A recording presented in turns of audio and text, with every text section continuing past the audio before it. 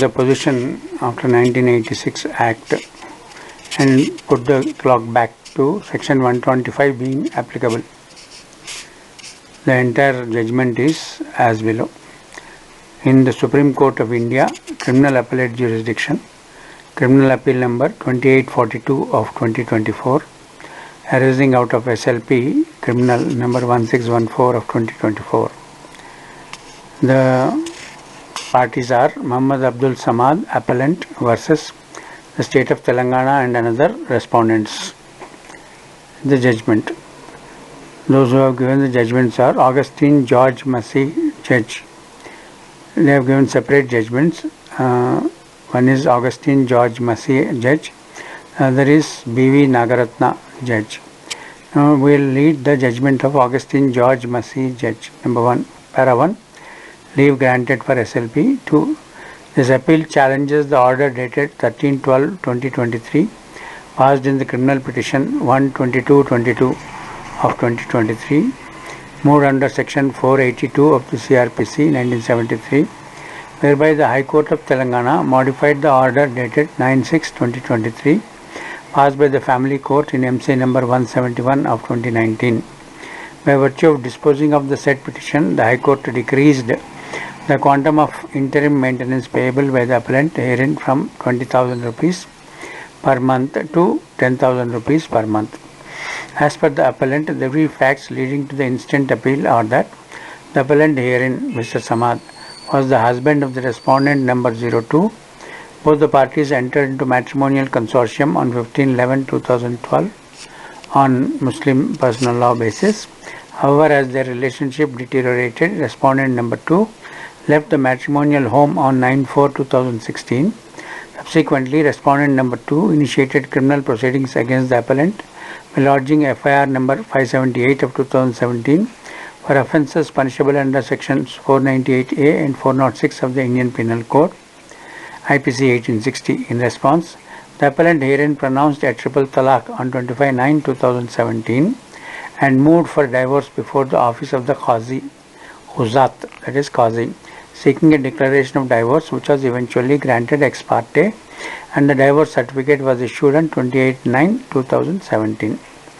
It further claimed that he attempted to send rupees 15,000 only, apropos maintenance for the iddat period, which the respondent number 2 is said to have refused. Instead, she moved a petition for interim maintenance under section 125(1) of CRPC 1973 before the Family Court wide MC number 171 of 2019, which was consequently allowed wide order dated 9/6/2023, that is 1944 years. Seeking quashing of the said order, the appellant herein moved the High Court of Telangana, eventually leading to passing of an instant impugned order dated 13/12/2023, which held maintenance payable but at a reduced rate. The prime contention of the appellant while moving this court is that the provisions of section 125 of the CRPC do not prevail in the light of the enactment of the Muslim Women Protection of Rights on Divorce Act 1986, referred to here as 1986 Act. Furthermore, it is contended that even if a divorced Muslim woman seeks to move the court under the secular provisions of section 125 CRPC 1973, it would not be maintainable. Rather, the correct procedure would be to file an application under section 5 of the 1986 Act, which is not the case herein. To substantiate the said contentions, the learned senior advocate for the appellant herein vehemently argued that since the 1986 Act provides a more beneficial and efficacious remedy for the divorced Muslim woman, in contradistinction to section 125 of CRPC, thereby the recourse lies exclusively under the 1986 Act. In addition, it is submitted that the 1986 Act, being a special law, prevails over the provisions of CRPC 1973, which is the general law. To buttress his contentions, reliance is placed on a decision rendered by a 3-judge bench in Jain Ink Manufacturing Company versus Life Insurance Corporation of India and another 1984 SCC 435, wherein this court went on to hold that a special law would supersede a general law, and if such conflicting statutes are passed by the same legislature, the rule of harmonious construction is to be applied while interpreting the said statutes. Several other judgments to this effect were also brought to our notice, with the similar position being reiterated as in a recent judgment of this court in Chennupati Kranti Kumar versus State of Andhra Pradesh and another 2023 8 SCC 251. He further emphasized that the Section 3 and 4 of 1986 Act, commencing with a non-obstante clause, shall have an overriding effect on any other statute operating in the same field. An acknowledgement to this effect is said to have been found in a 5-judge bench in Daniel Latifi and another versus Union of India 2001 7 SCC 740 and specifically in paragraph numbers 21 to 24. Further reliance is placed on paragraph numbers 3, 7, 8 and 9 of the judgment in SHAH Bano versus State of Uttar Pradesh and another 2007 6 SCC 785. Another limb of his submission is based upon the transitional provision of Section 7 of 1986 Act in an attempt to establish supersedence and clarity as to the intent of legislature on the prevalence of 1986 Act and the procedure and rights contemplated therein. Para 8. To assist this court, Mr. Gaurav Agrawal, senior advocate, was appointed as amicus curiae by order dated 9/2/24, who eventually went on to submit that the remedy under a secular statutory provision of Section 125 of CRPC 1973 is not foreclosed. Repeat, not foreclosed for a divorced Muslim woman by virtue of enactment of a personal law remedy under Section 3 of the 1986 Act to the limited extent of maintenance, as the latter does not in any manner expressly or by necessary implication bar the exercise of former remedy. To buttress this submission, he went on to highlight the distinction between the very object and purpose of the aforesaid provisions.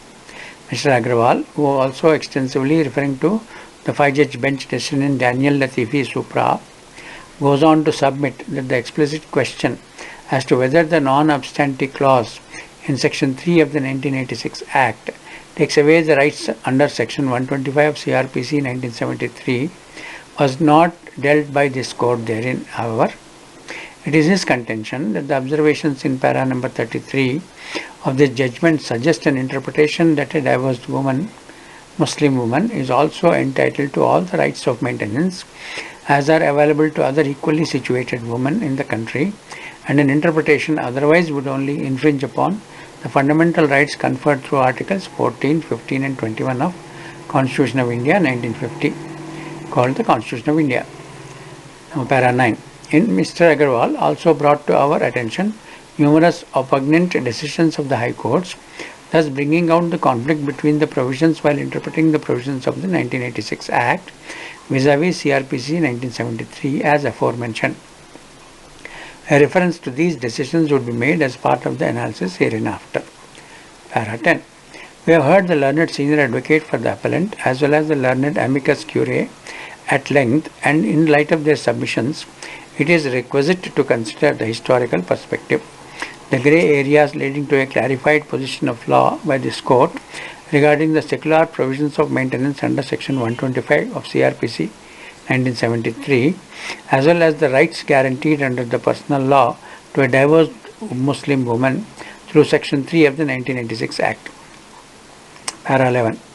The legislature, through the Section 488 of the Code of Criminal Procedure 1898 and subsequently by introducing Section 125 CRPC 1973, sought to carry on the efficacious remedy through a summary procedure in favor of a wife, including a divorced woman and others as applicable. To better comprehend the instant provisions, the same is reproduced here and below. Section 125 CRPC. Order for maintenance of wives, children and parents. 125.1. If any person having sufficient means, at the first point, having sufficient means, neglects number 1, 2 or refuses, this is point 3, to maintain A. his wife, unable to maintain herself, or B.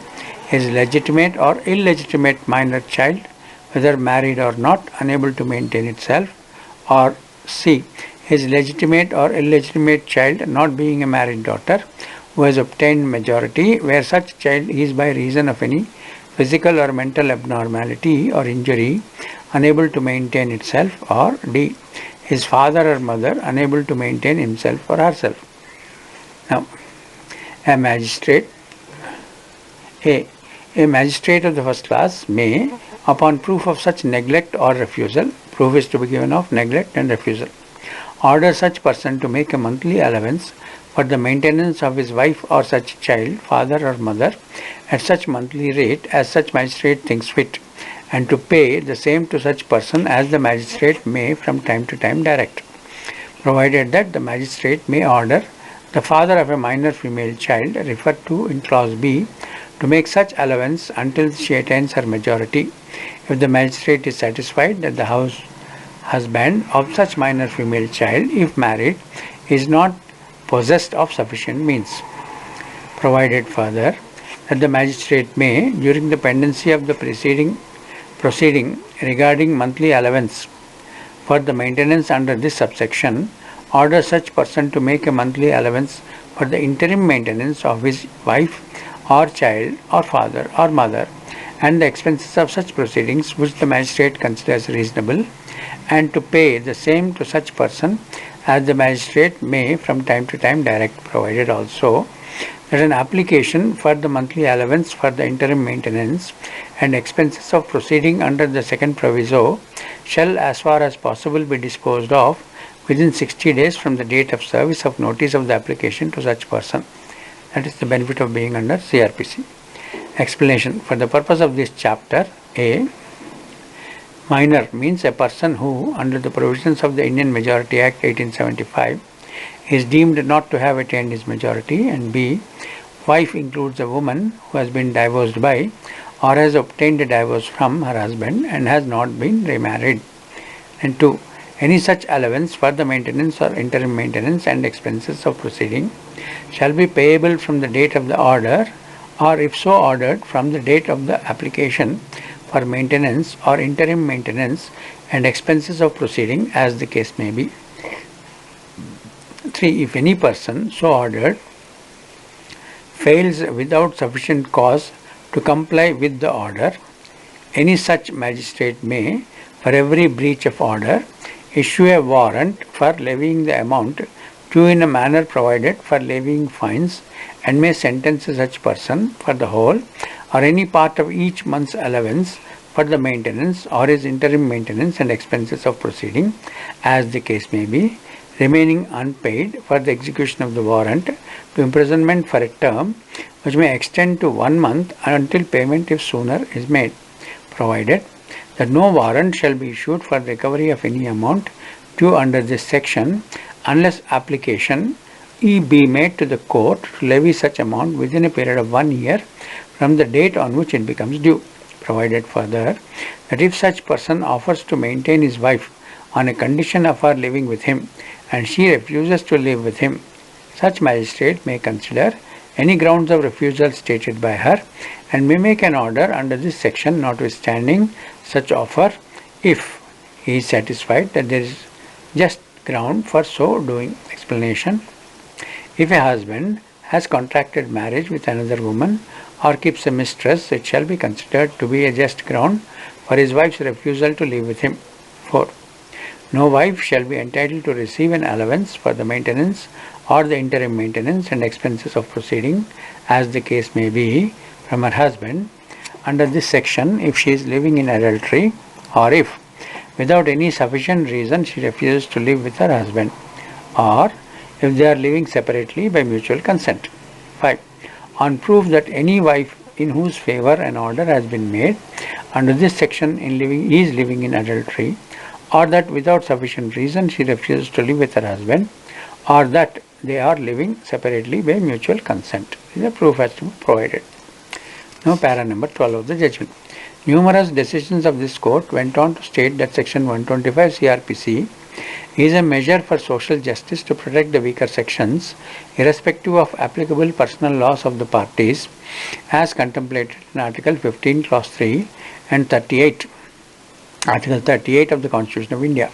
This court similarly held in the decision of Sri Bhagwan Dutt versus Srimati Kamala Devi and another 1975 to SCC 386 that the nature of power and jurisdiction vested with a magistrate by virtue of the in-state provision is not punitive in nature and neither it is remedial, but it is a preventive measure. It was also observed that whilst any such right may or may not exist as a consequence of any of the personal laws applicable to the concerned parties, they shall continue to exist distinctively and independently as against the secular provision. Para 13. The purpose of the section 125 CRPC has been spelt out to prevent vagrancy and destitution of the person claiming rights through invoking procedure established under the said provision. However, in Indrajit Kaur vs. Union of India and others 1990, 1 SCC 344, it was clarified qua the wife that such a right is not absolute in nature and is always subject to final determination of the rights of parties by appropriate courts. Further emphasis has also been placed on the expression unable to maintain herself, and that the burden of proof is on the wife to prove the existence of such circumstances leading to such inability to survive. This is in addition to the requirement to establish that the husband has sufficient means to maintain her and is however neglecting or refusing to do so. Para 14. In Fazlun B versus K. Khadarwali and another 1980 for SCC 125 SC, it was categorically observed by this court that enactment of the said provision charges the court with a deliberate secular design to enforce maintenance or its equivalent against the humane obligation which is derived from the state's responsibility for social welfare. The same is not confined to members of one religion or region, but the whole community of womanhood in India. Now, para 15. At this stage, it is pertinent to consider the concerned personal laws which allegedly stand in conflict with the secular provision of Section 125 CRPC 1973. The 1986 Act was brought about by the legislature as an attempt to clarify this position laid down. A 5-judge bench in Muhammad Ahmed Khan versus SHAH BANO Begum and others, this is the SHAH BANO judgment 1985, 2 SCC 556, extensively dealt with the issue of maintenance apropos the obligation of a Muslim husband to his divorced wife who is unable to maintain herself, either after having been given divorce or having had sought one. The bench unanimously went on to hold that the obligation of such a husband would not be affected by the existence of any personal law in the said regard, and the independent remedy for seeking maintenance under Section 125 CRPC 1973 is always available. It also went on to observe that even assuming there is any conflict between the secular and personal law provisions in regard to maintenance being sought by a divorced wife, the explanation to the second proviso to Section 125(3) of CRPC 1973 unmistakably shows the overriding nature of the former. While elaborating on the said observation, it explained that the wife has been conferred with the right to refuse to live with her husband who has contracted another marriage, let alone 3 or 4 other marriages. Section 16, para 16. After the pronouncement of the aforesaid verdict, a controversy is said to have emerged anent the true obligations of a Muslim husband to pay maintenance to his divorced wife, particularly beyond the iddat period. The Parliament, as an attempt to clarify the position, brought about the 1986 Act. Herein, it was sought to specify the entitlements of such a woman at the time of divorce. Section 3 of the 86 Act deals with this aspect and reads as follows. Para 3 of the Section 3, 1986 Act.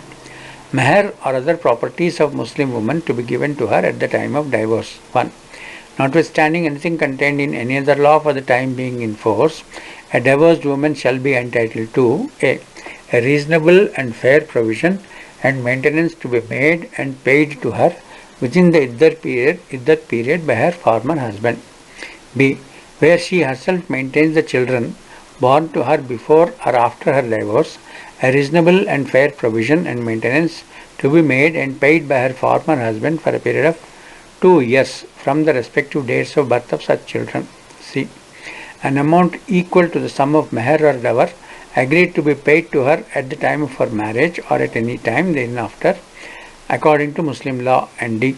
All the properties given to her before or at the time of marriage or after her marriage by her relatives or friends or husband or any relatives of the husband or his friends. 2.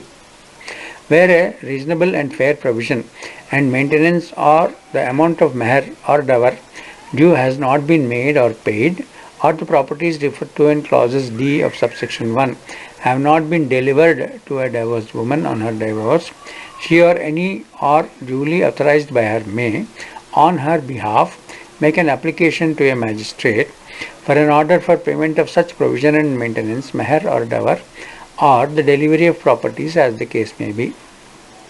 3. Where such an application has been made under subsection 2 by a divorced woman, the magistrate may, if he is satisfied that a. her husband, having sufficient means, has failed or neglected to make any or pay her within the iddat period a reasonable and fair provision and maintenance of her and children, or b. the amount equal to the sum of meher or dower has not been paid, or that the properties referred to in clause D as of section 1 have not been delivered to her, make an order within 1 month of the date of the filing of the application, directing her former husband to pay such reasonable and fair provision and maintenance to the divorced woman as he may determine as it and proper, having regard to the needs of the divorced woman, the standard of life enjoyed by her during her marriage, and the means of her former husband, or as the case may be, for the payment of such meher or dower or the delivery of such properties referred to in clause D of subsection 1, the divorced woman, provided that if the magistrate finds it impracticable to dispose of the application within the said period, he may, for reasons to be recorded by him, dispose of the application after the said period. 4. If any person against whom an order has been made under subsection 3 fails without sufficient cause to comply with the order, the magistrate may issue a warrant for levying the amount of maintenance or meher or dower due in the manner provided for levying fines under the Code of Civil Procedure CRPC 1973, and may sentence such person for the whole or part of any amount remaining unpaid after execution of the warrant to imprisonment for a term which may extend to 1 year or until payment if sooner made, subject to such person being heard in defense and the said sentence being imposed according to the provisions of said code, that is CRPC. Para 17. After the 1986 Act came into force, a series of writ petitions were moved before this court challenging its constitutional validity on the ground of being violative of Articles 14, 15 and 21 of Constitution of India, Section 3 and 4 of 86 Act were the principal sections under attack as a part of the said writ petition.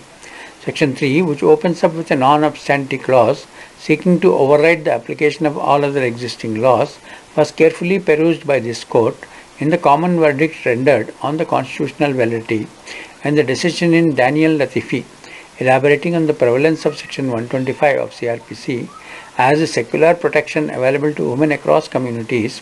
It was observed in para 33 of Daniel Latifi that in SHAH BANO case 1985 to SAC 556, this court has clearly explained as to the rationale behind Section 125 CRPC to make provision for maintenance to be paid to a divorced Muslim wife, and this is clearly to avoid vagrancy or destitution on the part of a Muslim woman. The contention put forth on behalf of the Muslim organizations which are interveners before us is that under the Act, vagrancy or destitution is sought to be avoided, but not by punishing the erring husband, if at all, but by providing for maintenance through others. If for any reason the interpretation placed by us on the language in sections 3(1)(a) and 4 of the Act is not acceptable, we will have to examine the effect of the provisions as they stand. That is, a Muslim woman will not be entitled to maintenance from her husband after the period of iddat, once the talaq is pronounced, and if at all, thereafter maintenance could only be recovered from the various persons mentioned in section 4 or from the Waqf Board. This court in Oliga Tellis versus Bombay Municipal Corporation 1985, 3 SEC 545, and Maneka Gandhi versus Union of India 1978, 1 SEC 248 held that concept of right to life and personal liberty guaranteed under Article 21 of the Constitution would include the right to live with dignity. Before the Act, a Muslim woman who was divorced by her husband was granted a right to maintenance from her husband under the provisions of Section 125 CRPC until she may remarry, and such a right, if deprived, would not be reasonable, just and fair. Thus, The provisions of the Act depriving the divorced woman of such a right to maintenance from her husband and provided for her maintenance to be paid by the former husband only for the period of iddat and thereafter, to make her run from pillar to post in search of her relatives one after the other, and untimely to knock at the doors of the Waqf board, does not appear to be a reasonable and fair substitute of the provisions of Section 125 CRPC. Such deprivation of the divorced Muslim women of their right to maintenance from their former husbands under the beneficial provisions of the Code of Criminal Procedure, which are otherwise available to all other women in India, cannot be stated to have been effected by a reasonable right, just fair law. And if these provisions are less beneficial than the provisions of Chapter 9 of CRPC, a divorced Muslim woman has obviously been unreasonably discriminated against and got out of the protection of the provisions of the general law as indicated under the code, which are available to Hindu, Buddhist, Jain, Parsi or Christian women or women belonging to any other community. The provisions prima facie, therefore, appear to be violative of Article 14 of the Constitution of India, mandating equality and equal protection of law to all persons otherwise similarly circumstanced, and also violative of Article 15 of the Constitution, which prohibits any discrimination on the ground of religion, as the Act would obviously apply to Muslim divorced women only and solely on the ground of their belonging to Muslim religion. It is well settled that on the rule of construction, a given statute will become ultra-vires or unconstitutional and therefore void, whereas on other constructions which is permissible, the statute remains effective and operative. The court will prefer the latter on the ground that the legislature does not intend to enact unconstitutional laws. We think the latter interpretation should be accepted, and therefore the interpretation placed by us results in upholding the validity of the Act. It is well settled that when, by appropriate reading of an enactment, the validity of the Act can be upheld, such interpretation is accepted by courts and not the other way around. While the court prima facie observed the said provisions to be violative of Article 14 and 15 of the Constitution of India, the latter interpretation seeking to uphold the validity was eventually adopted, and the 1986 Act was read down to not foreclose the secular rights of a divorced Muslim woman.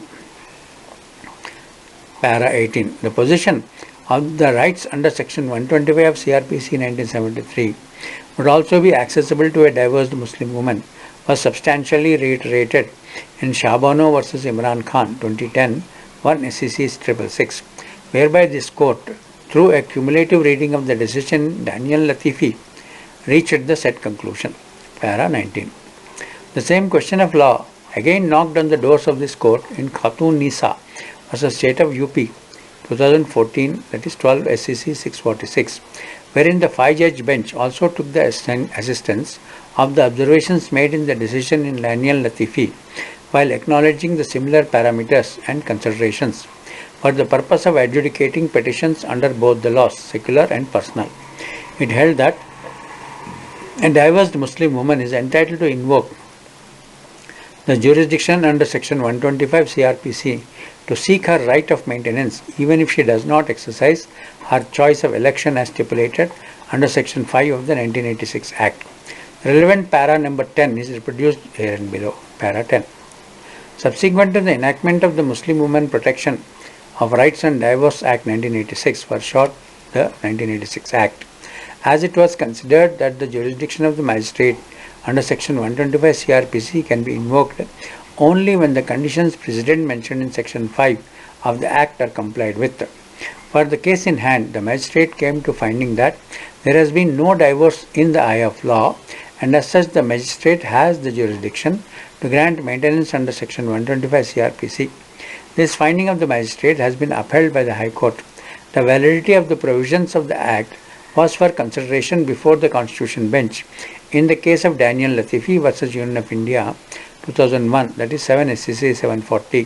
For the said case, by reading down the provisions of the Act, the validity of the Act has been upheld, and it has been observed that under the Act itself, when the parties agree the provisions of Section 125 CRPC could be invoked as contained in Section 5 of the Act, and even otherwise, the magistrate under the Act has the power to grant maintenance in favor of a divorced woman, and the parameters and considerations are the same as those in Section 125 CRPC. It is undoubtedly true that in the case in hand, Section 5 of the Act has not been invoked. Necessarily, therefore, magistrate has exercised his jurisdiction under Section 125 CRPC. But since the magistrate retains the power of granting maintenance in view of the Constitution Bench decision in Daniel Latifi case under the Act, and since the parameters for the exercise of that power are the same as those contained in Section 125 CRPC, we see no ground to interfere with the orders of the magistrate granting maintenance in favor of a divorced Muslim woman. In fact, Mr. Kamaruddin, learned counsel appearing for the appellants, never objected to pay maintenance as ordered by the magistrate, but he seriously disputes the findings of the magistrate on the status of the parties and contends that the magistrate was wholly in error in coming to the conclusion that there has been no divorce between the parties in the eye of law. Next, para 20. Subsequently, in Shamim Bano versus Ashraf Khan 2014, 12 SCC 636, this court had to consider the maintainability of a petition under Section 125 of CRPC 1973 vis-a-vis a situation where a petition under Section 3 of the 1986 Act has been subsequently moved, holding that an election under Section 5 of the 86 Act was not imperative. Since both the petitions were moved before a magistrate, it clarified that even for the purpose of adjudicating a petition under the personal law, specifically in regard to maintenance for a divorced Muslim woman, the parameters of Section 125 CRPC would be applicable. Next, para 21. It is imperative to acknowledge the enactment of the Family Courts Act 1984 had excluded the jurisdiction of the magistrate under Chapter 9 CRPC, of which Section 125 is a part, wherein a family court had been established for the concerned area or jurisdiction. After enactment of FCA Family Court Act 1984, a situation arose where a divorced Muslim woman moved a family court under Section 125 CRPC, and a similar circumstances was dealt in Shamimi Faruqi versus Shahid Khan 2015, 5 SCC 705. In light of the question of law at hand, herein while relying on the earlier mentioned judgments of this court, it is observed that the concerned family court has rightly and without a shadow of doubt held that the Section 125 CRPC would be applicable. The relevant para number 09 is reproduced below. First of all, we intend to deal with the applicability of Section 125 CRPC to a Muslim woman who has been divorced in Shamim Bano versus Ashraf Khan. This court, after referring to the Constitution Bench decisions in Daniel Latifi versus Union of India and Khatun Nisa versus State of UP, had opined as follows. The aforesaid principle clearly lays down that even after the application has been filed under provisions of the Act, the magistrate under the Act has the power to grant maintenance in favor of a divorced Muslim woman, and the parameters and the considerations are the same as stipulated in Section 125 of the Code. We may note that while taking note of the factual score to the effect that the plea of divorce was not accepted by the magistrate, which was upheld by the High Court, the Constitution Bench opined that as the magistrate could exercise power under Section 125 of the Code of Grant of Maintenance in favor of a divorced Muslim woman under the Act, the order did not warrant any interference. Thus, the emphasis was laid on the retention of the power by the magistrate under Section 125 of the Code and the effect of ultimate consequence. Para 14.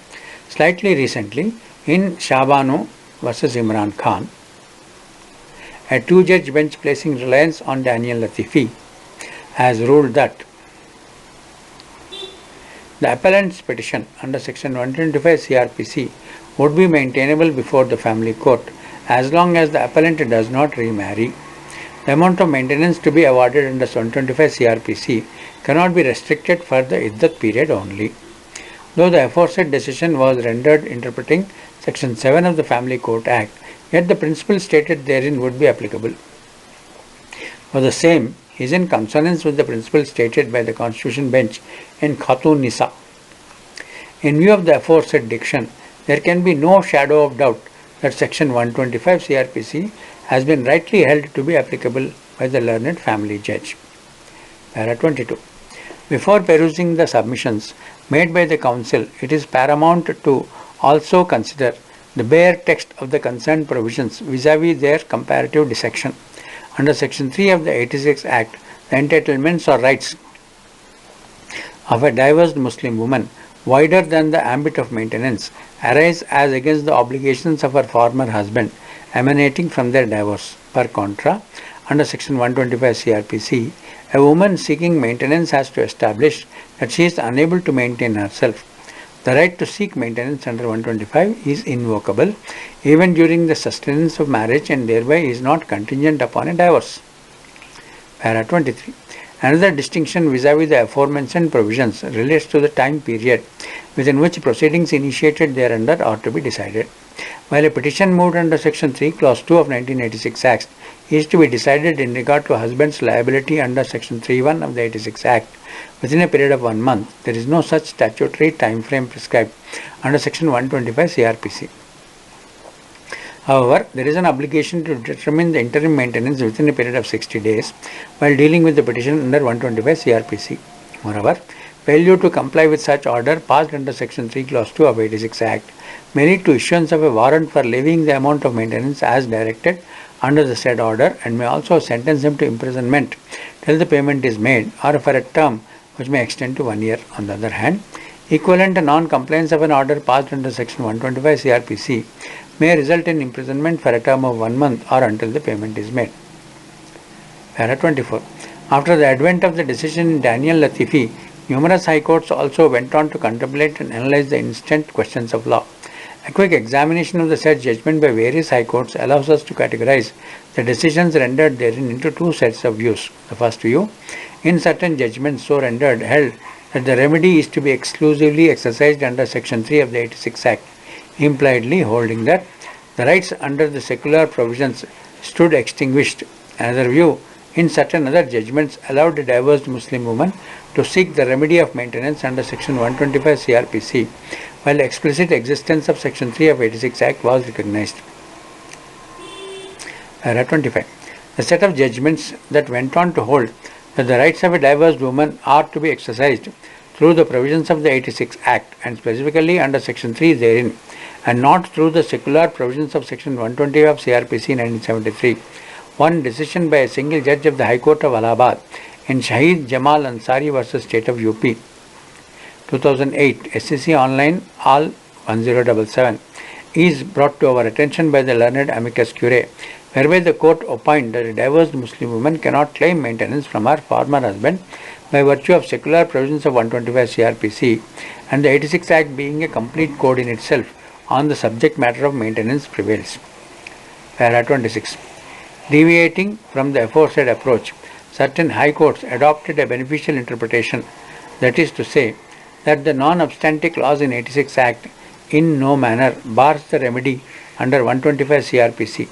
In this regard, a reference has been made to a decision of a single judge of a High Court of Gujarat in Mumtaz Ben Jusabhai Sipahi versus Mehboob Khan Usman Khan Pathan 1998 SEC Online Gujarat 279, a decision of the High Court of Kerala in Kunhi Muhammad versus Aisha Kutti 2010 SEC Online Kerala 567, and the decisions of High Court of Allahabad in Mrs. Hamera Khatun and others versus Muhammad Yaqub 2010 SEC Online All 202, Sajid versus State of UP and others 2011 SC Online All 1059, Jubair Ahmed versus Ishrat Bano 2019 SEC Online All 4065, and Shakila Khatun versus State of Uttar Pradesh and another 2023 SEC Online All 75, and the decision of the single judge of the High Court of Bombay in Khalil Abbas Fakir versus Tabassum Khalil Fakir and another 2024 SEC Online Bombay 23.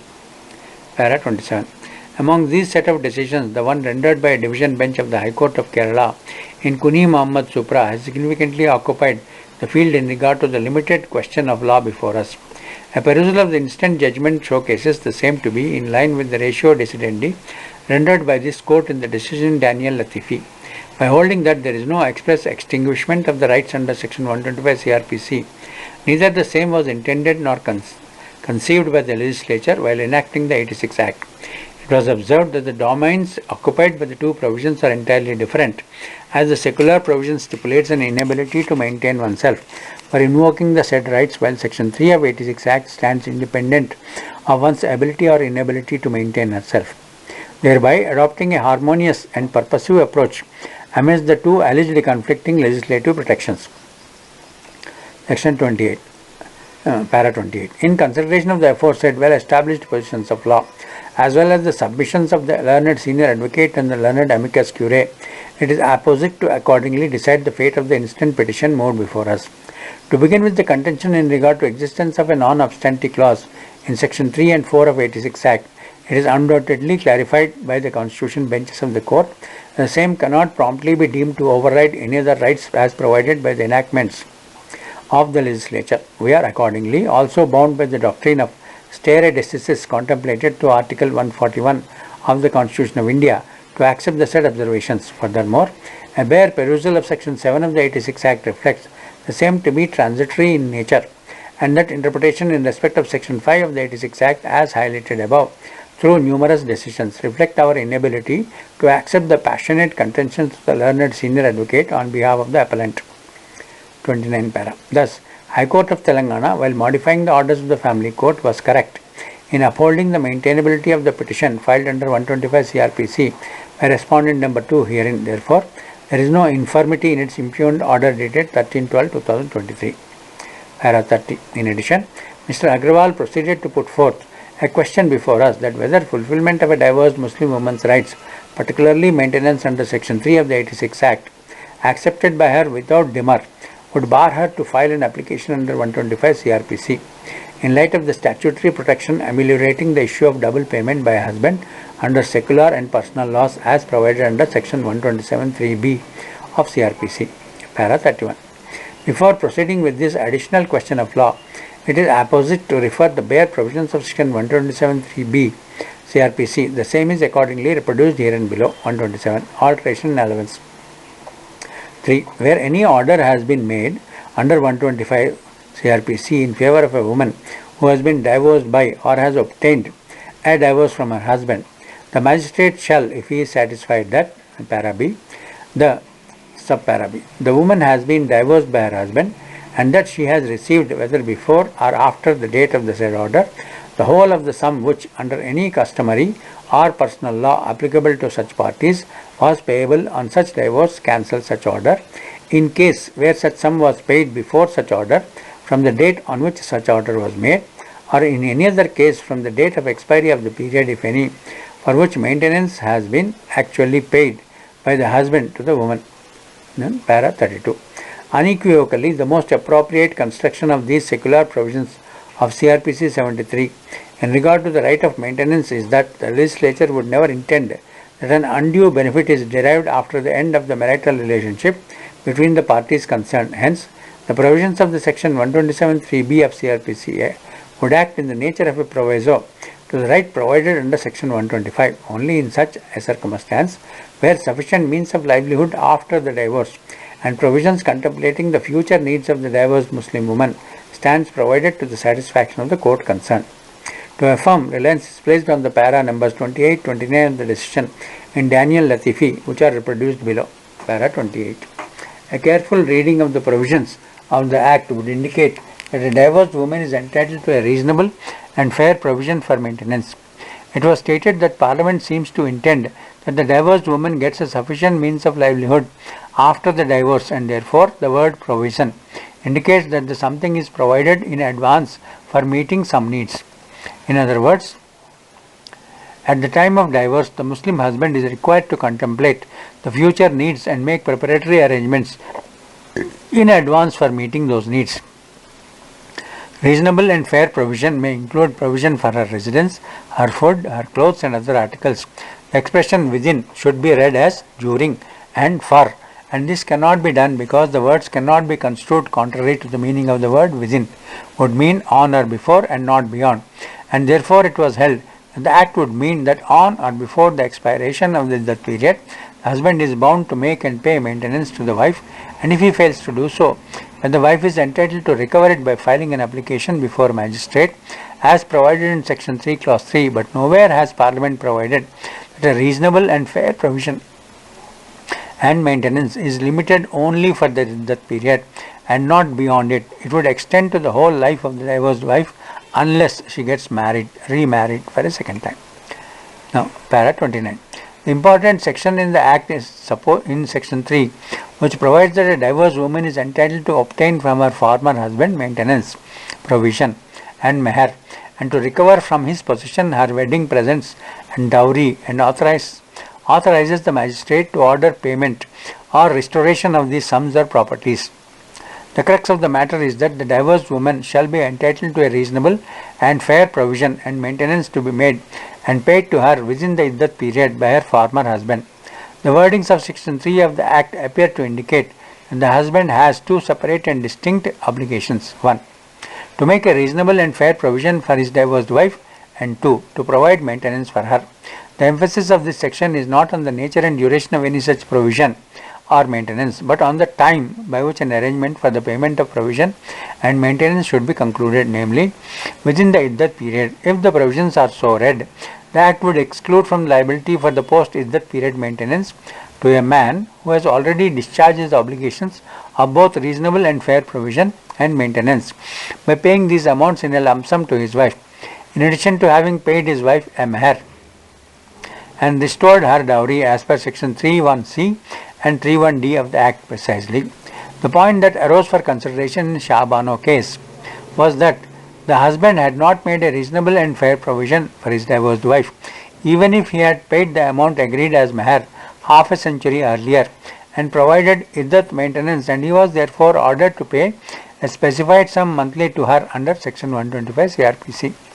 This position was available to Parliament on the date it enacted the law, but even so the provisions enacted under the Act are, within quotes, a reasonable and fair provision and maintenance to be made and paid, quotes complete, as provided under section 3(1)(a) of the Act, and these expressions cover different things. Firstly, by the use of two different verbs, to be made and paid to her within the iddat period, that is quotes, it is clear that a fair and reasonable provision is to be made while maintenance is to be paid.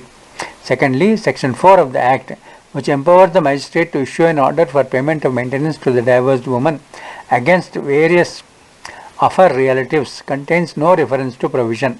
Obviously, the right to have a fair and reasonable provision in her favor is a right enforceable only against the woman's former husband, and in addition to what he is obliged to pay as maintenance. Thirdly, the words of the Holy Quran, as translated by Yusuf Ali of Mata as maintenance, though may be incorrect, and that other translations employed the word provision. This court in SHAH BANO case dismissed this aspect by holding that it is a distinction without a difference. Indeed, whether mata was rendered maintenance or provision, there could be no pretense that the husband in SHAH BANO case had provided anything at all by way of mata to his divorced wife. The contention put forth on behalf of the other side is that a divorced Muslim woman who is entitled to mata is only a single or a one-time transaction, which does not mean payment of maintenance continuously at all. This contention, apart from supporting the view that the word provision in section 3(1)(a) of the Act incorporates mata as a right of divorced woman, Muslim woman, distinct from and in addition to meher and maintenance for the iddat period, also enables a reasonable and fair provision, and a reasonable and a fair provision as provided under section 3 clause 3 of the Act would be with reference to the needs of the divorced woman, the means of the husband. Acting section 125 to 127 charges the court with the humane obligation of enforcing maintenance or its just equivalent to ill-used wives and castaway ex-wives only if the woman has received voluntarily a sum at the time of divorce sufficient to keep her going according to the circumstances of the parties. Next paragraph. Neither personal law nor other salvatory plea will hold against the policy of public law pervading under section 127(3)(b) as much as it does in section 125. So, for a farthing is no substitute for a fortune, nor naive consent equivalent to intelligent acceptance. Para 34. It is observed that there shall arise a couple of peculiar circumstances while considering the right for seeking cancellation of an order by the husband concerned through application of the section 127(3)(b). The first and settled circumstance is that when a divorced Muslim woman initially moves a petition under section 125 CRPC and seeks an order for maintenance as against her former husband, and only after receiving said entitlements she chooses to exercise her substantial rights as under section 3 of the 1986 Act, and therein the husband is also able to fulfill his concerned obligations as to the appropriate satisfaction of the court ensuring her future maintenance. It is then and only then that the husband can invoke and press his claim under section 127(3)(b) to seek cancellation of an order if so passed under section 125 CRPC, directing him to provide maintenance to his former wife. Para 35. In a case where the husband has fulfilled his obligations under section 3 of the 86 Act, or as provided by the customary or personal law so followed, and the divorced Muslim woman subsequently prefers to invoke section 125 CRPC on the ground of inability to maintain herself in such a factual matrix, remember, undeniably, the right to move under this provision is open in favor of a divorced Muslim woman. When a husband opposes resort to section 125 CRPC, he has to establish that a. Initial obligations under the customary and or personal statutory enactments as detailed earlier stands fulfilled by him, and b. that the wife in the light of this is able to maintain herself. However, if the husband fails to sustain the said objections raised during the proceedings initiated under section 125 CRPC and an order is accordingly passed, it would not be inherently barred or liable to be cancelled through application of 127(3)(b) of CRPC. Nevertheless, other appropriate remedies as provided under CRPC 73 or any other law to that effect shall always be open to be exercised by such a husband to seek setting aside or appropriate modification of an order so passed under section 125 of CRPC. Para 36. Having said that, undoubtedly, if a reasonable substitute has been provided for by the husband as per their personal or customary laws at the time of their divorce within the Iddat period, that is, the maintenance provided for by a magistrate or a family court under section 125 can be reduced to the extent of deemed double benefit being given to a divorced wife, which happened in this particular case. 37. Para. From the aforementioned, we are inclined to conclude that equivalent rights of maintenance ascertained under both the secular provision of 125 CRPC and the personal law provision of section 3 of 86 Act parallelly exist in their distinct domains and jurisprudence, thereby leading to their harmonious construction and continued existence of the right to seek maintenance for a divorced Muslim woman under provisions of CRPC despite enactment of the 1986 Act. Para 38. Accordingly, the decisions as rendered by various high courts, one of which has been referred as aforesaid or even otherwise, and stand in contradistinction to the observations made herein above, do not lay down the correct position of law, are therefore bad in law. Para 39. We note and acknowledge the able assistance rendered by the learned amicus curiae, who has immensely benefited this court in settling the questions of law at hand. Para 40. The impugned order dated 13/12/2023 passed by the High Court of Telangana is affirmed. Accordingly, the appeal is dismissed on the above pending applications if they stand disposed.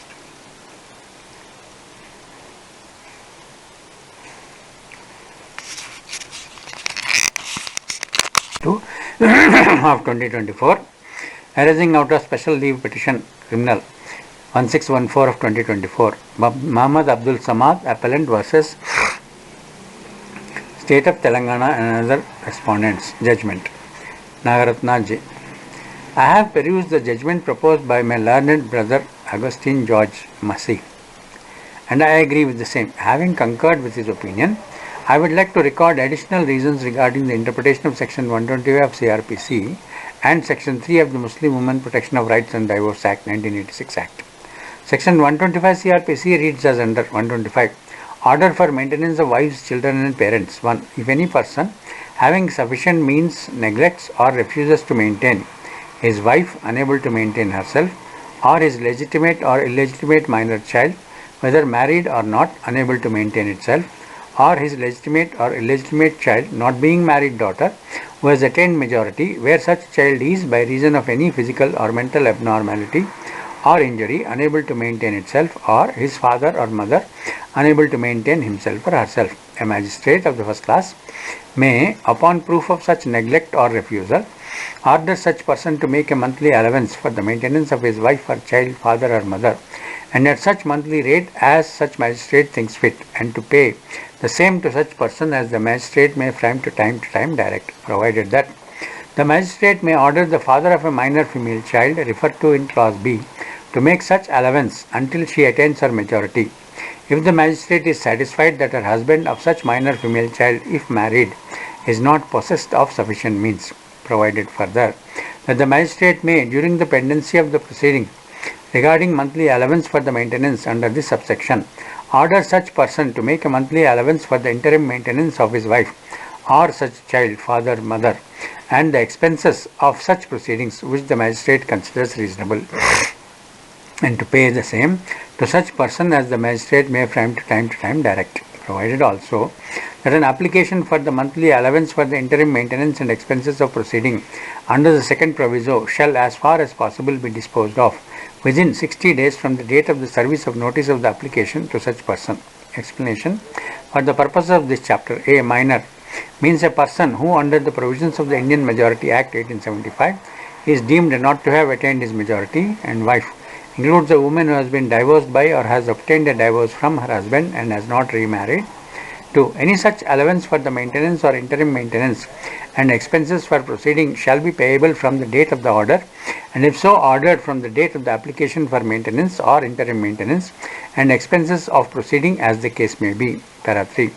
If any person so ordered fails without sufficient cause to comply with the order, any such magistrate may, for every breach of the order, issue a warrant for levying the amount due in the manner provided for levying fines, and may sentence such person for the whole or any part of each month's allowance for the maintenance or the interim maintenance and the expenses of proceeding as the case may be, remaining unpaid after the execution of the warrant, to imprisonment for a term which may extend to 1 month or until payment if sooner made, provided that no warrant shall be issued for recovery of any amount due under this section unless application be made to the court to levy such amount within a period of 1 year from the date on which it becomes due. Provided further that if such person offers to maintain his wife on condition of her living with him and she refuses to live with him, such magistrate may consider any grounds of refusal stated by her and may make an order under this section notwithstanding such offer, if he is satisfied that there is just ground for so doing. Explanation. If a husband has contracted marriage with another woman or keeps a mistress, it shall be considered to be just ground for his wife's refusal to live with him. Para 4. No wife shall be entitled to receive an allowance for the maintenance or the interim maintenance and expenses of the proceeding as the case may be from her husband under this section if she is living in adultery, or if without any sufficient reason she refuses to live with her husband, or if they are living separately by mutual consent. 5. Para. On proof that any wife in whose favour an order has been made under this section is living in adultery, or that without sufficient reason she refuses to live with her husband, or that they are living separately by mutual consent, the magistrate shall cancel the order. Now judgment. Para 2. A reading of the aforesaid provision would indicate that in respect of 4 categories of persons of a family unable to maintain themselves, namely wife, minor child, father and mother, if a person neglects or refuses to maintain them despite having sufficient means, then a magistrate of the first class, now the family court in certain states, upon proof of such neglect or refusal may order such person to make a monthly allowance for the maintenance of his wife or such child, father or mother at such monthly rate as such magistrate thinks fit, and the person has to pay the same as directed. Para 3. Since the present case revolves around the expression a wife who is unable to maintain herself, It is relevant to dwell further on the definition of a wife under 125 CRPC. Explanation B. Thereto defines a wife to include a woman who has been divorced by or has obtained divorce from her husband and has not remarried. The definition being inclusive is therefore expansive in nature. A divorced woman who has not remarried as well as a wife are placed on par for the purpose of seeking maintenance from the husband. Para 4. The states of Madhya Pradesh, Maharashtra, Rajasthan, Tripura, Uttar Pradesh and West Bengal have made state amendments to section 125 of CRPC. Right to maintenance in a constitutional context. Para 5. Section 125 CRPC is a measure of social justice with a view to protect women and children and is aligned to the statutory object enshrined under Article 15 Clause 1 and 15 Clause 3 of the Constitution, read with Article 39 Clause E of the Constitution. For immediate reference, Article 15 Clause 1 and 3 and Article 39 Clause E are reproduced hereunder. 15. Prohibition of discrimination on the grounds of religion, race, caste, sex or place of birth. 1. The state shall not discriminate against any citizen on the grounds of only of religion, race, caste, sex, place of birth or any of them. 3. Nothing in this article shall prevent the state from making any special provision for women and children. 39. Certain principles of policy to be followed by the state. The state shall, in particular, direct its policy towards securing E. That the health and strength of workers, men and women, and the tender age of children are not abused, and that citizens are not forced by economic necessity to enter avocations unsuited to their age or strength. Para 6 of judgment. Article 15.3 is a fundamental right, while Article 39 is a directive principle of state policy. That is fundamental in the governance of the country.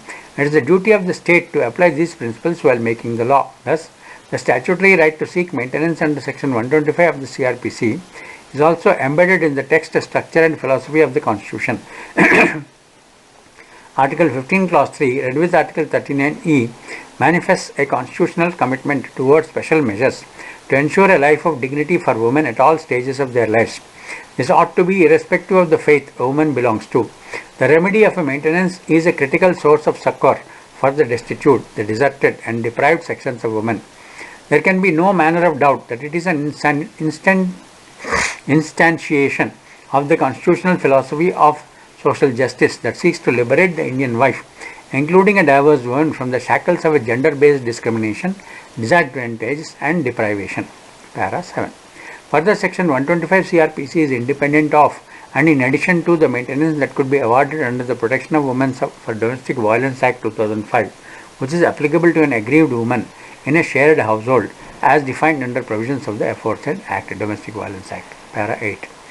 A reading of Section 125 CRPC would indicate that the intention of the said provision is to provide for a speedy remedy and prevent vagrancy by compelling the husband to support the wife. The provision is meant to achieve a social purpose. The reason being that after marriage, it is the duty of the husband to provide shelter and maintenance to the wife in the Indian context, particularly if she is unable to maintain herself. If he neglects or refuses to do so, the wife is legally entitled to enforce the said right by filing a petition under Section 125 CRPC, irrespective of any other right created in favor of the wife under any other law. Therefore, the passing of the 86 Act, in my view, cannot militate against or dilute the statutory nature or salutary nature of 125 CRPC. The object of this provision is to save a wife, including a divorced woman, from deprivation, destitution and vagrancy. Para 9. The salutary parliamentary intent behind Section 488 of CRPC was exposited by Subbarao J. as the learned Chief Justice of India then was in Jagir Kaur versus Jaswant Singh 1964 to SCR 73. It was held that Chapter 36 of the CRPC, providing for maintenance of wives and children, intends to serve a social purpose. After the enactment of CRPC 73, this court in Bhagwan Dutt versus Kamala Devi 1975 to SCC 386 held that in order to subserve the right of Section 125(1) of the CRPC, the magistrate must determine the wife's requirements in such a manner that prevents vagrancy and destitution, while assuring the aggrieved woman a standard of living that is neither luxurious nor penurious. This court held that her separate income must also be accounted for while computing the amount of maintenance. Therefore, the object of maintenance proceedings is rehabilitative and not punitive, as it seeks to efficaciously provide a deserted wife with food, clothing and shelter, the very basic essentials or needs of human life. That is Article 21, Life with Dignity. Para 10. The direction to provide maintenance seeks to alleviate the financial stress and vulnerability of the impecunious woman who is dependent on her husband economically. It is indeed a constitutional imperative to redress the vulnerability of a married woman, which includes a divorced woman who does not have an independent source of income under Section 125 CRPC. It is the commonplace that married women sacrifice employment opportunities to nurture the family, pursue child rearing, and undertake care work for the elderly. White Jasbir Kaur Sehgal versus District Judge Dehradun, 1997, that is 7 SCC 7. A neglected dependent wife, which also includes a divorced woman who has no other source of income, has to perforce take recourse to borrowings from her parents, relatives, and others during the interregnum to sustain herself and the minor children till she receives interim maintenance. This makes her obligated in so many ways which may take advantage of her by her parental or natal family or other from whom she may have borrowed. Para 11. It is in this delicate context that the law of maintenance strikes a careful, just and fair balance between the husband's sacrosanct duty towards his wife and children and the social imperative of not imposing oppressive or punitive financial hardship on the husband. White Bhuvan Mohan Singh versus Meena 2015, 6 SCC 353, and Reema Salkan versus Sumer Singh Salkan 2019, 12 SCC 303. Adequacy and sufficiency of maintenance. Para 12. One of the critical aspects of adjudicating claims for maintenance is ensuring adequate and sufficiency of maintenance so that the wife can maintain herself with dignity. The consistent emphasis of this court's jurisprudence upon sufficiency of maintenance amount and the social protection of deserted women transcends the intricacies of our pluralist legal culture and personal laws. Para 13. I may also note Kerala High Court's division bench judgment in Kuni Moin versus Pattumma, 1976 KLT 87, Kuni Moin case, authored by Khalid J, as his lordship then was. While dismissing a Muslim husband's constitutional challenge to Section 125 CRPC, the High Court held that the salutary provision was enacted to achieve the ends of social welfare and reform. Therefore, no claim of violation of fundamental right to practice religion under Article 25 could be sustained. Of particular relevance was the interpretation of Section 127 3b of CRPC. The High Court found that an attempt may be made to rely upon Section 127 3b to destroy the effectiveness of Section 125 and deny its benefit to rightful claimants. For the sake of clarity, the said provision is extracted as under 127 alteration to allowance 1. On proof of a change in the circumstances of any person receiving under 125 a monthly allowance for the maintenance or interim maintenance, are ordered under the same section to pay a monthly allowance for the maintenance or interim maintenance to his wife, child, father or mother, as the case may be, the magistrate may make such alteration as he thinks fit in the allowance for the maintenance or the interim maintenance, as the case may be. 2. Where it appears to the magistrate that in consequence of any decision of a competent civil court, any order made under Section 125 should be cancelled or varied, he shall cancel the order as the case may be and vary the same accordingly. Now 3. Where any order has been made under Section 125 in favour of a woman who has been divorced by or has obtained a divorce from her husband, the magistrate shall, if he is satisfied that a. the woman has, after the date of such divorce, remarried, cancel such order as from the date of her remarriage. b. The woman has been divorced by her husband and that she has received, whether before or after the date of the said order, the whole of the sum which under any customary or personal law applicable to the parties was payable on such divorce, cancel such order. 1. In the case where such sum was paid before such order, from the date on which such order was made, and 2. In any other case, from the date of expiry of the period, if any, for which maintenance has been actually paid by the husband to the woman. C. The woman has obtained a divorce from her husband and that she had voluntarily surrendered her rights to maintenance or interim maintenance, as the case may be. After her divorce, cancel the order from the date thereof. Para 4. At the time of making any decree for the recovery of any maintenance or dowry by any person to whom a monthly allowance for the maintenance and interim maintenance or any of them has been ordered to be paid under Section 125, civil court shall take into account that sum which has been paid to or recovered by such person as monthly allowance for the maintenance and interim maintenance or any of them, as the case may be, in pursuance of the said order. The learned judge clarified that Section 127 3b does not refer to meher or dower or the maintenance paid during the iddat period, as these are not the sums payable on divorce under the personal law. What was encompassed by the terms was the amount of alimony or compensation paid upon dissolution of marriage under customary or personal law. Exposing the intent and scheme of 125 read with 127, It was held that the Parliament did not intend to take away by one hand what is given under section 125 by the other hand. Para 14. Krishna Iyer J. Judgment in Bai Tahira versus Ali Hussain Fiza Ali Chotia 1979 to SCC 316 is also instructive on this aspect. This court was confronted with the application of 125 CRPC by a Muslim woman who has been divorced through a consent decree. The husband had challenged the award of maintenance before the sessions judge on the ground that the magistrate lacked jurisdiction to ascertain whether the petitioner's wife was a wife within the meaning of 125. Since the High Court had not interfered with the view of the sessions judge, Supreme Court granted leave and held that a destitute divorcee would be covered within the protection of 125 since she was suffering neglect. Krishna Iyer J. emphasized the constitutional import of section 125 in the following words. The meaning of meanings is derived from the values in a given society and its legal system. Article 15.3 has compelling, compassionate relevance in the context of section 125, and the benefit of doubt, if any, in the statutory interpretation belongs to the ill-used wife and the derelict divorcee.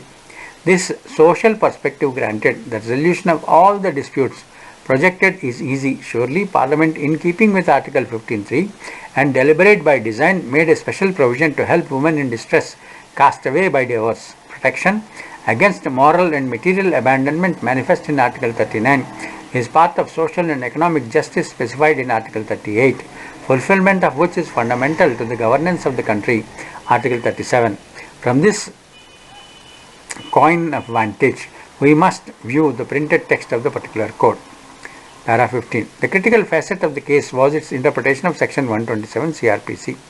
It was held that section 127 did not totally exempt a husband from providing maintenance to a destitute ex-wife if the amount he paid to her under personal law was not sufficient to support her. It was held that the payment of illusory amounts by way of customary or personal law requirements will be considered in reduction of the maintenance rate, but cannot annihilate that rate unless it is a reasonable substitute. The legal sanctity of the payment is certified by the fulfillment of the social obligation, not by a ritual exercise rooted in custom. No construction which leads to frustration of the statutory project can secure validation of the court is to pay true homage to the Constitution. The only just construction of the section is that Parliament intended divorcees should not derive a double benefit.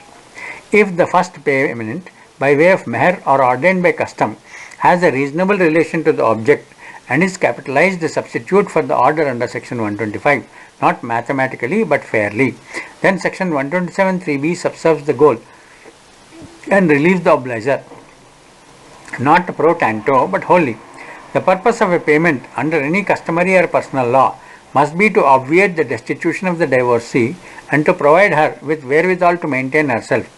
The whole scheme of section 127(3)(b) is manifestly to recognize the substitute maintenance arrangement by lump sum payment organized by the custom of the community or the personal law of the parties. There must be a rational relation between the sum so paid and its potential as provision for maintenance to interpret otherwise is to stultify the project. Law is dynamic and its meaning cannot be pedantic but purposeful. The proposition therefore is that no husband can claim under section 127(3)(b) absolution from his obligation under section 125 towards a divorced wife except on proof of payment of a sum stipulated by customary or personal law whose quantum is more or less sufficient to do duty for maintenance allowance. Para 16. This carefully balanced and gender just interpretation further guided our jurisprudence in Fazlun B versus K. Khadar Wali 1980 4 SCC 125 and Muhammad Ahmad Khan versus SHAH BANO Begum 1985 2 SCC 556 insofar as the application of section 125 to persons governed by Muslim personal law was concerned. In SHAH BANO, this court held that 125 overrides personal law of Muslims and hence a divorced Muslim woman is a wife within the meaning of this provision. The crux of this judgment is that an order under 127 ought to be a reasoned order and shall only allow an order for maintenance to be cancelled if a judge was satisfied that the divorced woman had received a sufficient amount of maintenance under any customary or personal law. In Daniel Latifi versus Union of India, this court has recorded there was a big uproar after judgment in SHAH BANO was pronounced and the Parliament enacted 1986 Act perhaps with an intention of making the decision in SHAH BANO ineffective. Interpretation of 1986 Act, Para 17. The Parliament rejected legislative proposals to totally exempt Muslims from Section 125 of CRPC, and after extensive discussion, the Parliament enacted 86 Act. The preamble of the 86 Act reads as under: An act to protect the rights of Muslim women who have been divorced by or have obtained divorce from their husbands, and to provide for matters connected therewith or incidental thereto. Para 18. The statement of objects and reasons for 1986 Act manifests the Parliament's intent to clarify the controversy emerging from the judgment in SHAH BANO judgment regarding the obligation of the Muslim husband to pay maintenance to a divorced wife. It underlines that the Parliament was taking the opportunity to specify the rights of a Muslim divorced woman as to protect her interests. The bill of the said Act specified rights vis-à-vis a Muslim divorced woman who shall be entitled to the following: 1. Reasonable and fair provision and maintenance for the woman within the period of iddat. 2. Reasonable provisions and maintenance for the children born to her before or after her divorce, extended to a period of 2 years from the dates of birth of the children. 3. Meher or dower and all the properties given to her by her relatives, friends, husbands, or husband's relatives, if the above benefits are not given to her at the time of divorce. In the eventuality that a Muslim divorced woman was unable to maintain herself after the iddat period, it was specified that she shall be entitled to 1. Maintenance by her relatives, who would be entitled to inherit her property on her death according to Muslim law, in proportion in which they would inherit her property. If any one of such relatives is unable to pay his or her share on the ground that his or her not having the means to pay, the other relatives who have sufficient means shall pay the share of these relatives also. If a divorced woman has no relatives, or if such relatives are unable to provide maintenance, then the State Waqf Board shall pay maintenance ordered by the magistrate. Para 19. Section 3 and 4 of 86 Act, which deal with the aforesaid aspects, are extracted hereunder. 3. Meher or other properties of Muslim woman to be given to her at the time of divorce. 1. Notwithstanding anything contained in any other law for the time being in force, a divorced woman shall be entitled to a reasonable and fair provision and maintenance to be made and paid to her within the iddat period by her former husband. B. Where she herself maintains the children born to her before or after her divorce, a reasonable and fair provision and maintenance to be made and paid by her former husband for a period of 2 years from the respective dates of birth of such children. And C. An amount equal to the sum of meher or dower agreed to be paid to her at the time of her marriage or at any time thereafter according to Muslim law. And D. All the properties given to her before or at the time of marriage or after her marriage by her relatives or friends, or the husband or any relatives of the husband or friends. 2. Where a reasonable and fair provision of maintenance or amount of meher or dower due has not been made or paid, or properties referred to in clause D of subsection 1 have not been delivered to a divorced woman on her divorce, she or anyone duly authorized by her may, on her behalf, make an application to a magistrate for an order for payment of such provision and maintenance, meher or dower, or the delivery of properties as the case may be. 3. Where an application has been made under subsection 2 of a divorced woman, the magistrate may, if he is satisfied that a. Her husband having sufficient means has failed or neglected to make her or pay her within the iddat period a reasonable and fair provision and maintenance for her and the children, or b. The amount equal to the sum of meher or dower has not been paid, or that the properties referred to in clause D of subsection 1 have not been delivered to her, make an order within 1 month of the date of filing of the application directing her former husband to pay such reasonable and fair provision and maintenance to the divorced woman as he may determine and fit and proper, having regard to the needs of the divorced woman, the standard of life enjoyed by her during her marriage, and the means of her former husband, or as the case may be, for the payment of such meher or dower or delivery of such property referred to in clause D of subsection 1 in the divorced woman, provided that if the magistrate finds it impracticable to dispose of the application within the said period, he may, for reasons to be recorded by him, dispose of the application after the said period. 4. If any person against whom an order has been made under subsection 3 fails without sufficient cause to comply with the order, the magistrate may issue a warrant for levying the amount of maintenance as meher or dower due to the manner provided in the levying fines under Code of CRPC, and may sentence such person for the whole or part of any amount remaining unpaid after the execution of the warrant to imprisonment for a term which may extend to 1 year or until payment of sooner made, subject to such person being heard in defence and the said sentence being imposed according to provisions of the said code. 4. Order for payment of maintenance. Notwithstanding anything contained in the foregoing provisions of this Act or in any other law for the time being in force, where the magistrate is satisfied that a divorced woman has not remarried or is not able to maintain herself after the iddat period, he may make an order directing such of her relatives as would be entitled to inherit her property on her death according to Muslim law, to pay such reasonable and fair maintenance to her as he may determine fit and proper, having regard to the needs of the divorced woman, the standard of life enjoyed by her during her marriage, and the means of such relatives, and such maintenance shall be payable by such relatives in the proportions in which they should inherit her property, and at such periods as he may specify in his order, provided the way such divorced woman has children, the magistrate shall order only such children to pay maintenance to her, and in the event of any such children being unable to pay such maintenance, the magistrate shall order the parents of such divorced woman to pay maintenance to her, provided further that if any of the parents is unable to pay his or her share of maintenance ordered by the magistrate on the ground of his or her not having the means to pay the same, magistrate may, on proof of such inability being furnished to him, order that the share of such relatives in the maintenance ordered by him be paid by such other relatives as may appear to the magistrate to have the means of paying the same in such proportion as the magistrate may think fit to order. 2.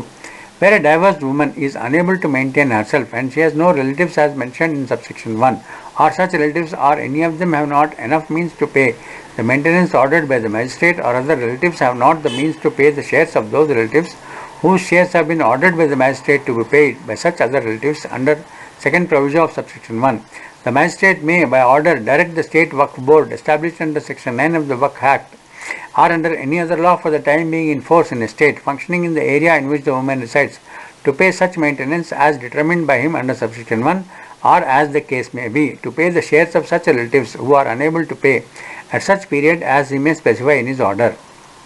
In Daniel Latifi, this court observed on the effect and implication of 1986 Act on the judgment of this court in SHAH BANO as under.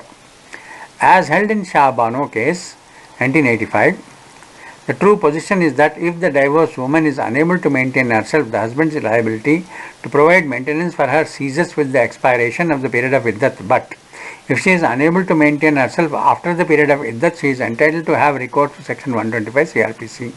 Thus, it was held that there is no conflict between the provisions of 125 CRPC and those of the Muslim personal law on the question of Muslim husband's obligation to provide maintenance to his divorced wife who is unable to maintain herself. This view is a reiteration of what is stated in two other decisions earlier rendered by this court in Bai Tuhira versus Ali Hussain Fida Ali Chotia and Fazlun B versus K Khadar Wali. Para 17. This court in SHAH BANO case held that although the Muslim personal law limits the husband's liability to provide maintenance for his divorced wife to the period of iddat, it does not contemplate a situation envisaged by section 125 CRPC.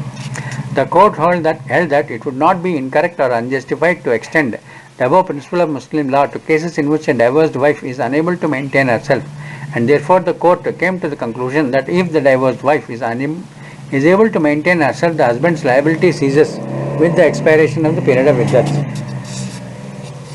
But if she is unable to maintain herself after the period of iddat, she is entitled to recourse to section 125 CRPC.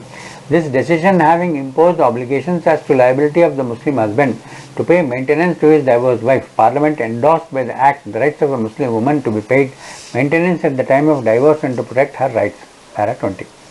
This court aptly summarized the position of a dependent married woman in her disparation on divorce in Para 20 of Daniel Latifi.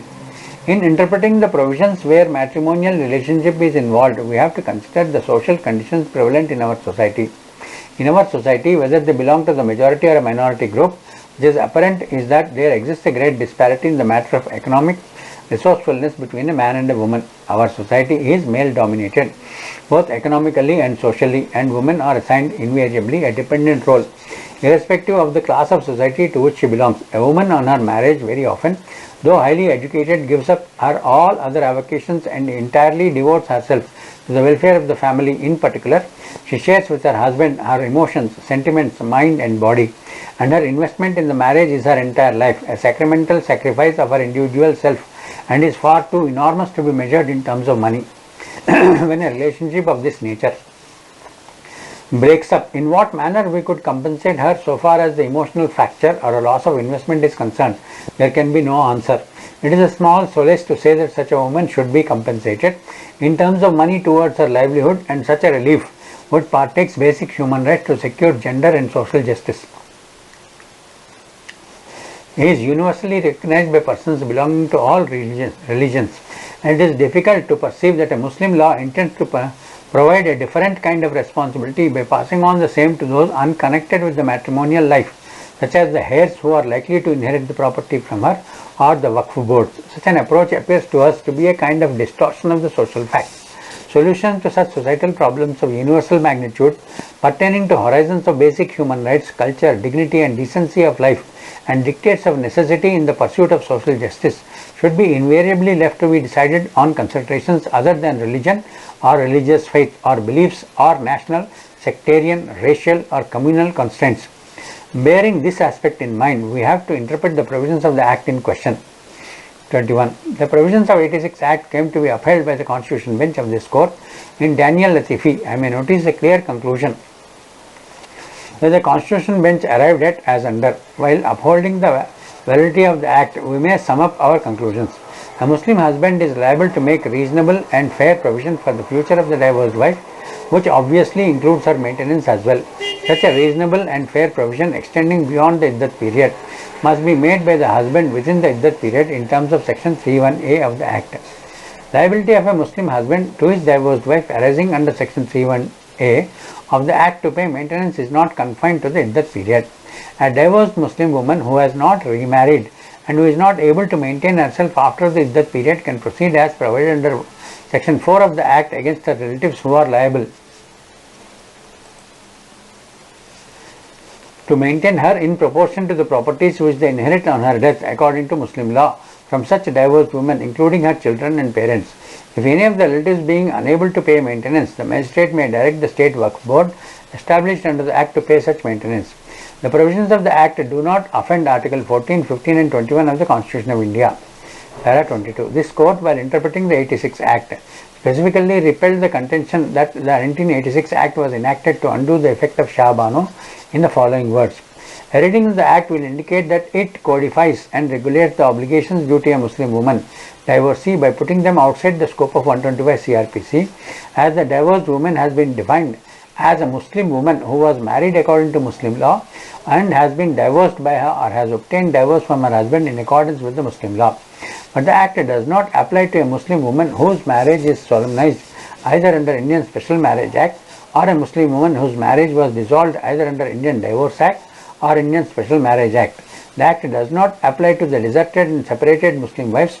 The maintenance under the Act is to be paid by the husband for the duration of the iddat period, and this obligation does not extend beyond the period of iddat.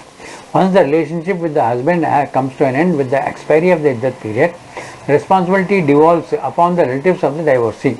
The Act follows Muslim personal law in determining which relatives are responsible under which circumstances. If there are no relatives or no relatives are able to support the divorcee, then the court can order the State Waqf Board to pay the maintenance. A careful reading of the provisions of this Act would indicate that a divorced woman is entitled to a reasonable and fair provision for maintenance. It was stated that the Parliament seems to intend that the divorced woman gets sufficient means of livelihood after divorce, and therefore the word provision, indicating that something is provided for in advance for meeting some needs. In other words, at the time of divorce, the Muslim husband is required to contemplate the future needs and make preparatory arrangements in advance for meeting those needs. Reasonable and fair provision may include provision for her residence, food, clothes and other articles. The expression within should be read as during or for, and this cannot be done because the words cannot be construed contrary to the meaning, as the word within would mean on or before, not beyond, and therefore it was held that the Act would mean that on or before the expiry of that period, husband is bound to make or pay maintenance to the wife, and if he fails to do so, then the wife is entitled to recover it by filing an application before magistrate as provided under section 3 clause 3, but nowhere has Parliament provided that reasonable and fair provision, and maintenance is limited only for the iddat period and not beyond. It would extend to the whole of life of the divorced wife unless she gets married for a second time. Para 30. A comparison of these provisions under section 125 CRPC will make it clear that the requirements provided under section 125 and the purpose, object and scope thereof being in prevent vagrancy by compelling those who can do so to support those who are unable to support themselves and who have a normal and legitimate claim to support are satisfied. If that is so, the argument of the petitioners that a different scheme being provided under the Act which is equally or more beneficial on the interpretation placed by us from the one provided under the Code of Criminal Procedure deprived them of their right loses its significance. The object and scope of Section 125 CRPC is to prevent vagrancy by compelling those who are under an obligation to support those who are unable to support themselves, and that the object being fulfilled, we find it difficult to accept the contention urged on behalf of the petitioners. Although the provisions of the 86 Act have been upheld by this court, the controversy raised still remains inasmuch as the respondents herein sought recourse to Section 125 of CRPC despite 86 Act being applicable, and the same being objected to by the appellant herein in the premise that the enforcement of 86 Act 125 of CRPC ceases to apply to a divorced Muslim woman. I shall now analyze the relevant provisions of the 86 Act. Para 23. Section 3186 Act begins with the non-obstante clause as notwithstanding anything contained in any other law for the time being in force. A divorced woman shall be entitled to reasonable and fair provision and maintenance and other benefits in the manner stated therein. The object and purpose of a non-obstante clause in a statute can be discussed at this stage. A non-obstante clause is usually appended to a section in the beginning with a view to give the enacting part of the section, in case of a conflict, an overriding effect over the provisions or an act mentioned in the non-obstante clause.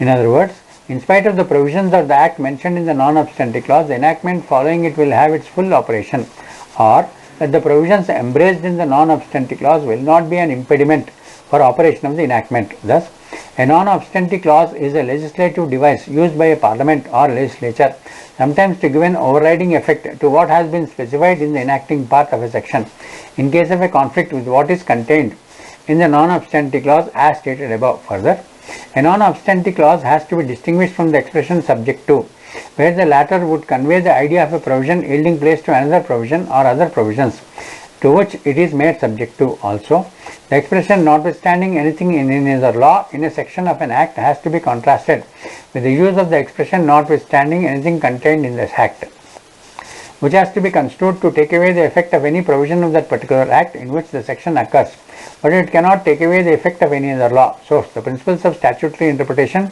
by Justice G.P. Singh, 15th edition, chapter 5.4, page 284. Para 24. Recently, a 7-judge bench of this court in curative petition number 44 of 2023 in review petition 704 of 2021 arising out of civil appeal 1599 of 2020, interplay between the arbitration agreements and the Arbitration Conciliation Act and the Indian Stamp Act, SEC Online SC 1666. In para 84 of the said judgment, considered the implication of a non-obstante clause in a provision with reference to Chandavarkar Sitaratna Rao versus Ashalata S. Gurram, 4 SEC 447 1986, wherein it was observed as under: a clause beginning with the expression notwithstanding anything contained in this act or in some particular provision in the act or in some particular act or any law for the time being in force or in any contract is more often than not appended to a section in the beginning with a view to give the enacting part of the section, in case of a conflict, an overriding effect over the provision of the act or the contract mentioned in the non-obstante clause. It is equivalent to saying that in spite of the provisions of the act or any other act mentioned in the non-obstante clause or any contract or a document mentioned in the enactment following it, it will have its full operation, and that the provisions embraced in the non-obstante clause would not be an impediment for an operation of the enactment. It was further observed in reference to ICICI Bank versus Sidco Leathers Limited 2006 10 SEC 452 that even if a non-obstante clause has wide amplitude, the extent of its impact has to be measured in view of the legislative intention and legislative policy. Para 25. Further, the utility of non-obstante clause is where there is a conflict between what is stated in a provision and any other law for the time being in force or anything else contained in the said enactment. As already noted, only in case of a conflict, the object is to give the enacting or operative portion of the section an overriding effect, not otherwise. In other words, only in case of a conflict, a provision in an enactment containing a non-obstante clause would be given its full operation, and what is stated in the non-obstante clause will not be an impediment for the operation of the particular provision in the enactment. This would mean that what is stated in the non-obstante clause would not take away the effect of any provision of the act which follows the same. Para 26. In Ashwini Kumar Ghosh versus Aravindo Bose, AIR 1952, SC 369, this court, speaking through Chief Justice Patanjali Shastri, observed that only when there is an inconsistency between what is contained in a provision of an enactment and a non-obstante clause would make the latter in what is to yield to what is stated in the provision following the same. In other words, it is only when the enacting part of the statute cannot be read harmoniously with what is stated in the non-obstante clause would the non-obstante clause result in yielding to what is stated in the enacting part. Similarly, in Municipal Corporation Indore versus Ratnaprabha, AIR 1977, SC 308, it was observed that there should be a clear inconsistency between the special enactment or rules and a general enactment. Para 27. Reference may also be made to an earlier judgment of the full bench of Bombay High Court in Karim Abdul Rahman Sheikh versus Shahnaz Karim Sheikh 2000 SCC, online Bombay 446. Ranjana Desai, judge, as her ladyship then was, held that the purpose of the 86 Act was not to take away a pre-existing right to seek maintenance under the extant statutory regime. Its intent could not be to absolve Muslim husbands from the obligation to look after them after that period. The upshot of the reasoning was that the 86 Act deliberately used two distinct expressions, maintenance and provision. These expressions allow sufficient interpretive amplitude to reconcile the Muslim personal law with the secular law of maintenance, bearing in mind the constitutional objective of preserving and promoting the dignity of Muslim women. The expression provision denotes a forward-looking approach. It could not be circumscribed to the period of iddat, but any limit on the same had to have an access to the vagrancy of the wife and the sufficiency of maintenance. Therefore, Section 3(1)(a) entitles the divorced wife to an amount that would be necessary in view of her essential expenses on residence, food, clothing and medicine. 28 para. I find that the 86 Act was upheld by this court in Daniel Latifi on the basis of a purposive interpretation that mitigated the possibility of an absurd consequence of denying access to justice to a divorced Muslim woman. The premise of such interpretation is that the expression divorced woman is defined under Section 2(a) of the said Act to mean a Muslim woman who has married according to Muslim law and has been divorced by or has obtained divorce from her husband in accordance with Muslim law. A plain reading of the aforesaid expression would also indicate that the right created in favor of a Muslim divorced woman is an addition to and not in derogation of any other law for the time being in force. This would mean that Section 125 CRPC applies to such a Muslim woman also, and the definition of wife in Section 125 of CRPC, including a divorced wife, irrespective of the faith she follows, would not detract from such divorced woman, Muslim wife, also claiming maintenance under that provision. This is despite Section 3 creating new rights insofar as a divorced woman, Muslim woman is concerned. The scope and ambit of the non-obstante clause must be given its full effect and force. In other words, the intent of the Parliament, which can be gathered from the use of such non-obstante clause, is to enhance the right of a divorced Muslim woman in addition to what she would have been entitled under 125 CRPC. If the intent of the Parliament was otherwise, that is to curtail the right of a divorced Muslim woman, then the non-obstante clause would not have been found a place in the subsection 1 of Section 3. This is evident from the fact that while enacting 86 Act, Parliament did not simultaneously or at any time thereafter create any bar for a divorced Muslim woman from claiming maintenance under 125 CRPC and thereby constrain her to proceed to make a claim only under provisions of the 86 Act. Neither is there any bar, express or implied, under 86 Act to the effect that a divorced Muslim woman cannot unilaterally seek maintenance under 125 CRPC. One cannot read Section 3 of 86 Act constraining the non-obstante clause so as to restrict or diminish the right to maintenance of a divorced Muslim woman under Section 125 of CRPC. Neither is it a substitute for the latter. Such an interpretation would be regressive, anti-divorced Muslim woman and contrary to Article 14, 15.1 and 15.3 as well as 39(e) of the Constitution of India. Therefore, in spite of an option of seeking maintenance under provisions of the 86 Act, Section 125 of CRPC is applicable to a divorced Muslim woman. That is the conclusion. Para 29. Similarly, the expression notwithstanding anything contained in the foregoing provisions of this Act or any other law for the time being in force in subsection 1 of Section 4 is indicative of the fact that the magistrate can order for maintenance of a divorced Muslim woman being entitled to maintenance as per provisions of the said Act. Further, subsection 1 of Section 4 takes into consideration the period after that period, while subsection 1 of Section 3 deals with the period within that period. The section is akin to Section 125 of CRPC for a reasonable and fair provision for maintenance to be made. Para 30. In my view, the rights created under provisions of the 86 Act are in addition to and not in derogation of the right created under 125 CRPC, and the same as the basis for this court's conclusion in Daniel Latifi to save the 86 Act from the vice of unconstitutionality. This is because nowhere in the judgment of this court in the aforesaid case is there a reference to any bar under provisions of the 86 Act. Neither has this court created any such bar in the aforesaid judgment for a divorced Muslim woman to approach the court under 125 CRPC for maintenance.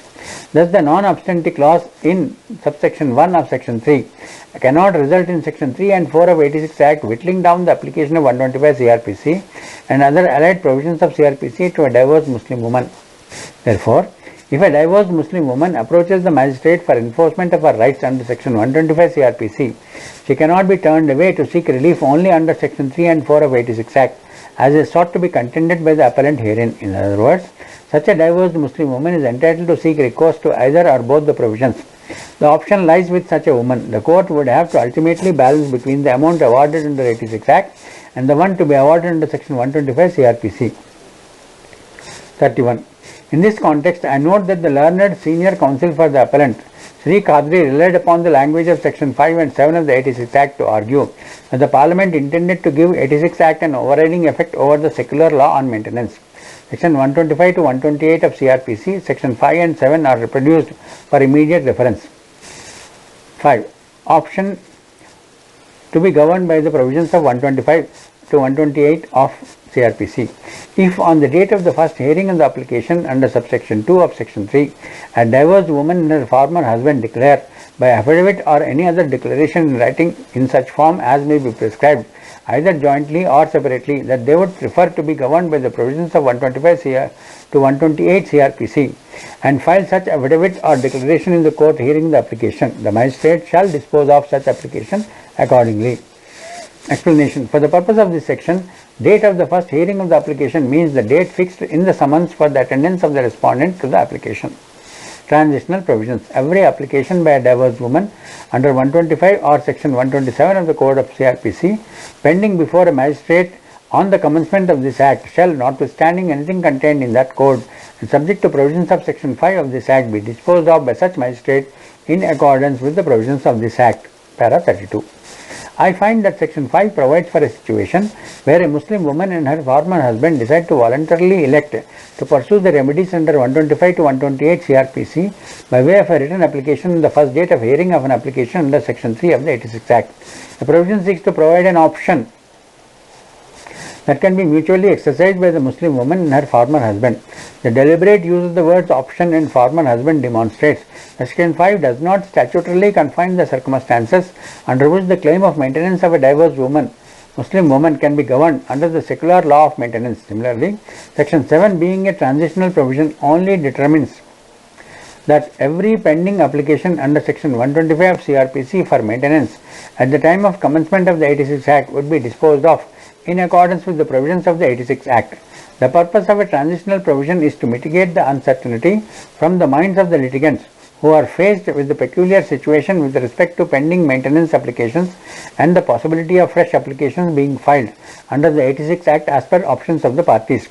The use of the expression in section 7 of the 86 Act, notwithstanding anything contained in that code with respect to CRPC, does not indicate the intent to abrogate the independent right of a Muslim woman as a victim of neglect or destitution to claim maintenance from her husband. Moreover, section 7 is subject to section 5 of the said Act. Also, a transitional provision is of a temporary nature. On the strength of a transitional provision of the main Act, 86 Act cannot be interpreted in a manner so as to restrict the rights of a divorced Muslim woman in other available remedies like 125 CRPC.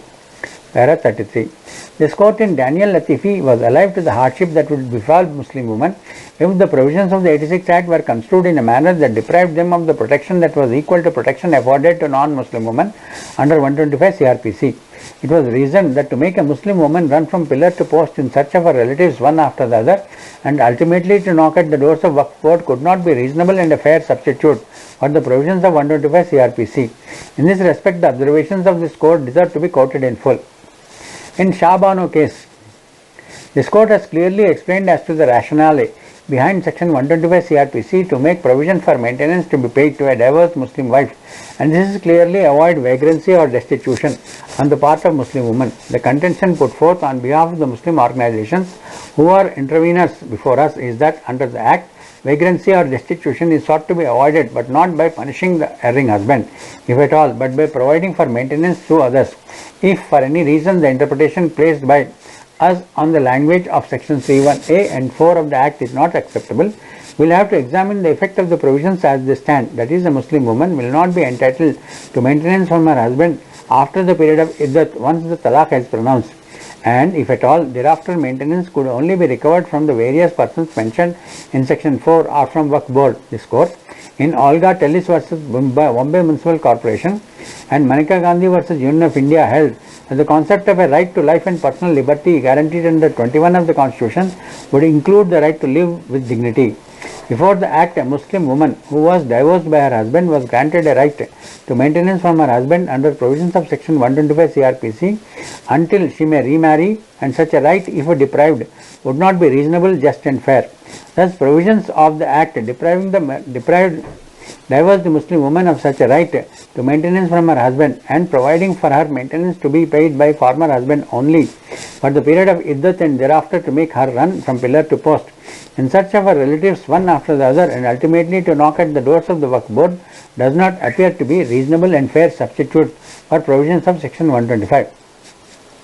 Such a deprivation of the divorced Muslim women of their right to maintenance from their former husbands under the beneficial provisions of the Code of Criminal Procedure, which are otherwise available to all other women in India, cannot be stated to have been effected by a reasonable, right, just and fair law. And if these provisions are less beneficial than the provisions of Chapter 9 of the CRPC, a divorced Muslim woman had obviously been unreasonably discriminated against and got out of the protections of the provisions of the general law as indicated under the code, which are available to Hindu, Buddhist, Jain, Parsi or Christian women or women belonging to any other community. The provisions prima facie therefore appear to be violative of Article 14 of the Constitution, mandating equality and equal protection of law to all persons otherwise similarly circumstanced, and also violative of the Article 15 of the Constitution, which prohibits any discrimination on the ground of religion, as an act would obviously apply to the Muslim divorced women only and solely on the ground of their belonging to the Muslim religion. It is well settled that on a rule of construction, a given statute will become untraverse or unconstitutional and therefore void, whereas on another construction which is permissible, the statute remains effective and operative. The court will prefer the latter on the ground that the legislature does not intend to enact unconstitutional laws. We think the latter interpretation should be accepted, and therefore the interpretation placed by us results in upholding the validity of the Act. It is well settled that when by appropriate reading of an enactment the validity of an act can be upheld, such interpretation is accepted by courts and not the other way around. Para 34. Therefore, it was held that the Muslim husband has two separate and distinct obligations: 1. To make a reasonable and fair provision for his divorced wife, and 2. To provide maintenance for her, contrary to limiting the duration of any such provision and maintenance to only the iddat period. Emphasis on section 31A specifically and 86 Act generally is to mandate the time for concluding the payment of provision and maintenance within the iddat period, but not only restrict the further set period. This court applies its judgment to Daniel Latifi in Sabara Shamim versus Maqsood Ansari, 9 SCC 616 2004, wherein the High Court's judgment limiting the entitlement of the divorced wife to iddat period only was set aside on the ground that the liability to pay maintenance is not confined to iddat period liability. Iddat period requirements only. 35 para. In other words, the constitutionality of the 86 Act was upheld only on the basis of the expansive, purposive and progressive interpretation that harmonized the rights under secular and personal law. This is consistent with the settled norms of judicial review of legislative enactments, whereby this court reads the provision that is found to offend a constitutional guarantee to save its constitutionality by Binoy Viswam versus Union of India 2017 7 SCC 59 page 83 para 83.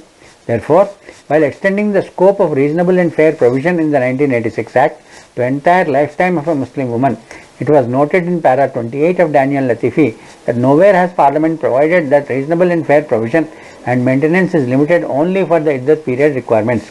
Thus, it was held that an interpretative approach dehors the social facts and questions touching upon basic human rights should invariably be decided on constitutional considerations. Therefore, the Parliament's enactment cannot be construed to intend unjust consequences according to this court. This is because under provisions of 86 Act, if during the Iddat period no provision is made for the entire life of the divorced wife, or if the same is inadequate, particularly with the passage of time, then section 125 CRPC can be resorted to. From the above, it can also be noted that if section 3 read with section 4 excludes the liability of the husband of a Muslim woman, then there is no reason as to why his liability under section 125 CRPC must also be excluded. Para 36. The 1986 Act thus continues to operate within the same juridical compass as the judgment in SHAH BANO, and the reasons for upholding the constitutionality of Daniel Latifi cannot be lost sight of. The crux of the reasoning in Daniel Latifi is that 86 Act is a social welfare legislation that seeks to provide additional right and thereby an additional remedy. Daniel Latifi implicitly recognizes the cardinal principle of non-retrogression that prohibits the state from taking measures or steps that deliberately lead to retrogression on enjoyment of rights either under constitution or otherwise. White Navtej Singh Johar versus Union of India 2018 10 SCC 1 para 2202. I therefore reiterate that the 86 Act does not take away rights that divorced Muslim women have either under personal law or under 125 CRPC. I do not find any inconsistency between provisions of the 86 Act and 125 CRPC. Thus, a Muslim divorced wife is entitled to maintenance under 125 CRPC irrespective of her personal law, as reiterated in SHAH BANO versus Imran Khan 2009-14 scale 331. Such a construction would not defeat the legislative intent and diminish the scope of additional protection afforded to Muslim women under 86 Act, para 37. I note that the fixation of a 3-month time limit for disposal of applications under 86 Act affords speedy justice and subserves the salutary aim of women's welfare and social security. Thus, the 86 Act expands the protection of women and ought to be applied as such. I find that remarriage of a divorced Muslim woman does not nullify her claim to a just settlement under 86 Act. White Abdul Hamid versus Fausia 2004 3 KLT 1049, wherein it was held that a husband cannot recover the settlement amount awarded under 86 Act merely because his ex-wife gets remarried.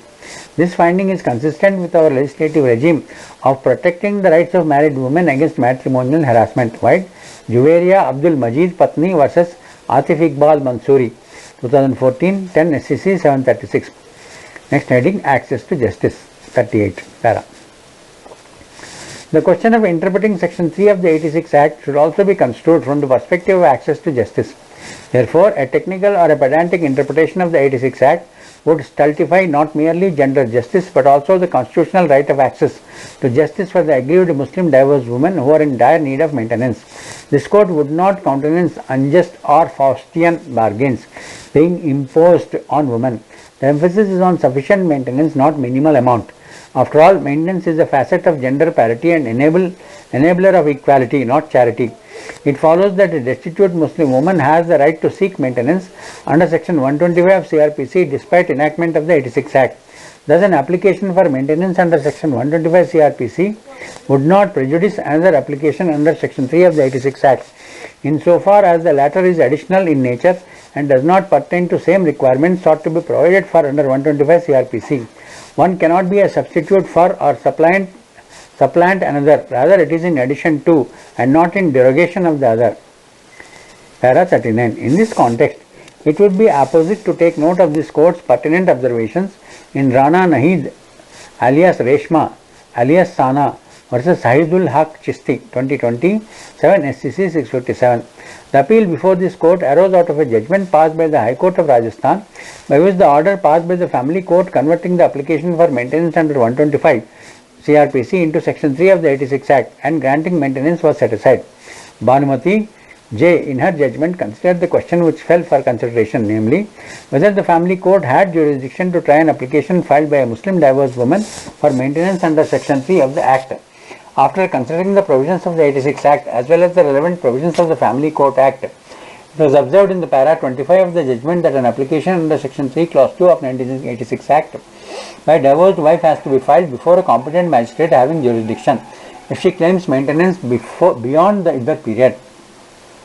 Even if the family court has been established in that area, the family court not having been conferred jurisdiction under section 7 of the Family Court Act to entertain an application filed under section 3 of the 86 Act, the family court shall have no jurisdiction to entertain the application under section 3(2) of the 86 Act. The family court therefore cannot convert the petition for maintenance under 125 CRPC to one under section 3 or 4 of 86 Act. Accordingly, High Court's view was affirmed and the appeal was dismissed. However, Indira Banerjee J., disagreeing with the aforesaid view, observed that the family court has the jurisdiction to convert the application for maintenance filed under 125 CRPC into an application under section 386 Act and to decide the same. In view of the difference of opinion between the two learned judges, the matter was placed before the Honorable Chief Justice of India for referring the matter to a larger bench. However, the larger bench of the three judges by its order dated 22/9/22 disposed of the appeal without going into the questions referred to the said bench. Be that as it may, what is of relevance from the aforesaid case is Bhanumati J's reasoning that the 86 Act is not contrary to the object of Chapter 9 of the CRPC, as it provides remedies to a divorced Muslim woman. Therefore, the non-obstante clause occurring in 3(1), 4(1) and 7 cannot be lightly assumed to bring in the effect of supersession of section 125 CRPC and cannot be allowed to demolish or extinguish the existing right unless the legislative intention is clear, manifest and unambiguous. I also find force in Indira Banerjee J's reasoning that 1986 Act manifests the Parliament's intent to protect and further the rights of Muslim women, placing reliance upon the right to be treated equally irrespective of religion, as it is enshrined in Article 2 of the Universal Declaration of Human Rights and Article 14 and 26 of International Covenant on Civil and Political Rights. The learned judge held that the Muslim woman cannot be afforded a lesser degree of protection than other classes of women. It was also held that the Convention on the Elimination of All Forms of Discrimination Against Women 1979, SHAH, commonly referred to as SHAH, recognizes amongst others the right of women to equality irrespective of religion as a basic human right. Article 2 of the SHAH exhorts state parties to ensure adoption of a women-friendly legal system and women-friendly policies and practices. 58. As a signatory to SHAH, India is committed to adopt a women-friendly legal system and women-friendly policies and practices. The 86 Act for Muslim Women being a post-SHAH law, this court is duty-bound to interpret the provisions of the said Act substantively, liberally and purposefully in such a manner as would benefit women of the Muslim community. Para 40 of judgment. Therefore, the position of law with regard to harmonious interpretation of section 125 to 128 of CRPC and the 86 Act can be summarized as under: 1. There cannot be a disparity among divorced Muslim women on the basis of the law under which they were married or divorced in the matter of their maintenance post-divorce. The definition of divorced woman under the 86 Act would include only a Muslim woman who has married according to Muslim law, but also divorced under that law. But if a Muslim woman has been married under a Special Marriage Act, such as a Muslim woman who is divorced cannot get the benefit of the 86 Act.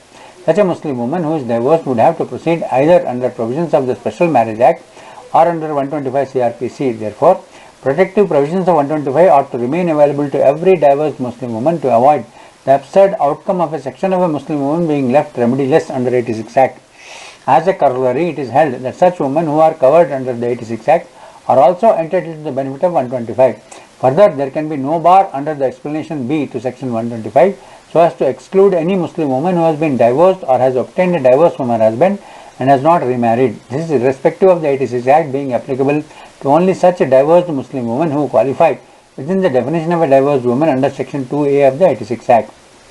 Section 3 of the 86 Act provides for a reasonable and fair provision of maintenance to a divorced Muslim woman only on certain terms and conditions within the iddat period by her husband. Once the iddat period expires, the personal law obligation to maintain the divorced Muslim woman by husband ceases.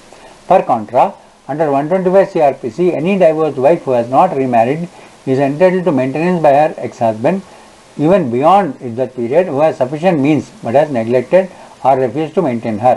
Further, under section 3(1)B of 86 Act, where a divorced woman maintains the children born to her before or after her divorce, a reasonable and fair provision and maintenance has to be made and paid her former husband only for a period of 2 years from the respective dates of birth of such children and not beyond the said period. However, section 125 CRPC, there is no such restriction to maintenance to be provided only for a period of 2 years from the respective date of birth of such children.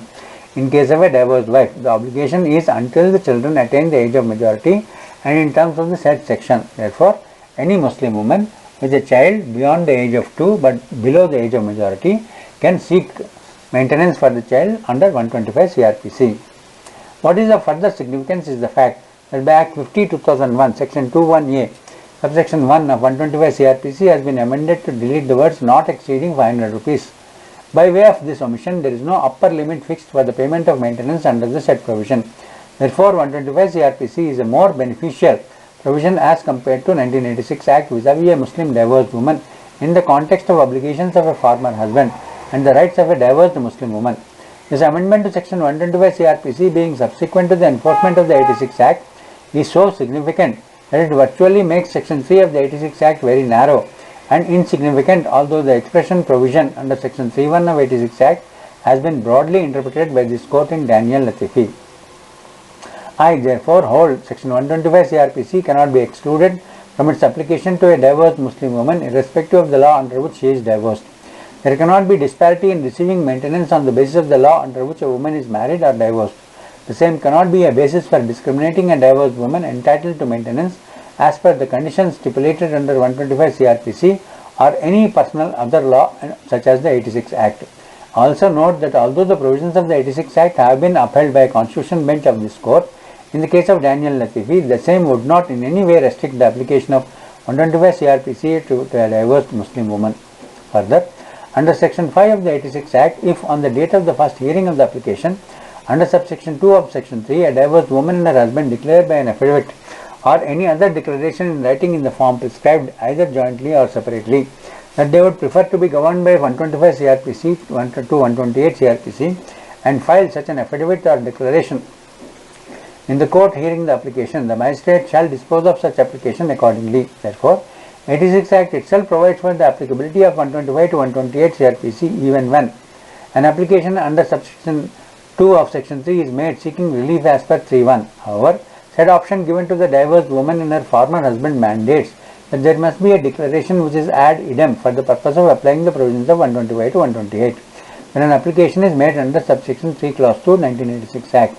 This would imply that there is no such declaration given by the 125 to 128 would not apply when such an application is made under section 3 clause 2 of 86 Act by a divorced Muslim woman. This again puts a fetter on the applicability of section 125 to 128 of CRPC to such a divorced woman inasmuch as it is necessary for her former husband to concur to be governed by 125 to 128. This means that an option is given to the former husband of a divorced Muslim woman to concur or not to do so. In other words, if there is no such concurrence by the former husband, then the aforesaid provisions of CRPC would not be made applicable to a proceeding initiated under 3 clause 2. Such a fetter, in my view, is of no consequence. If a Muslim divorced woman can unilaterally maintain an application under 125 CRPC before magistrate or family court, in which event when she unilaterally files such an application, there is no necessity of seeking a declaration from the former husband as required under Section 586 Act. On the other hand, if a divorced Muslim woman files an application for maintenance under 125 CRPC, there is no provision for considering the same under Section 386 Act.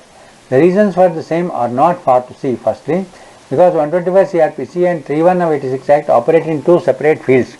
The former is a statutory right created inter alia for all divorced women, irrespective of the faith they may belong to or follow. On the other hand, 86 Act is in the nature of a personal law which applies only to divorced Muslim women who are married under Muslim law and divorced under the same law. While under CRPC, prior to CRPC 73, the alteration of maintenance was considered on the basis of a change in circumstances, but Section 127(3)(b) specifically takes into account cases where a divorced woman has had the benefit of maintenance under customary or personal law. In the case of a Hindu divorced woman, it could also include Hindu Marriage Act, Hindu Adoption Maintenance Act.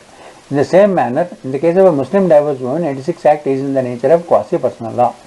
Section 127(3)(b) therefore balances the obligation to pay maintenance by a former husband of a Muslim woman if he has done so under the provisions of any customary or personal law, which would also include the 86 Act applicable to the parties. In such an event, there could always be an alteration in the allowance when there is a change in circumstances of any person receiving under 125 CRPC a monthly allowance towards interim maintenance or a maintenance under the said section payable to a divorced wife, in which event the alteration could be made in accordance with 127 CRPC.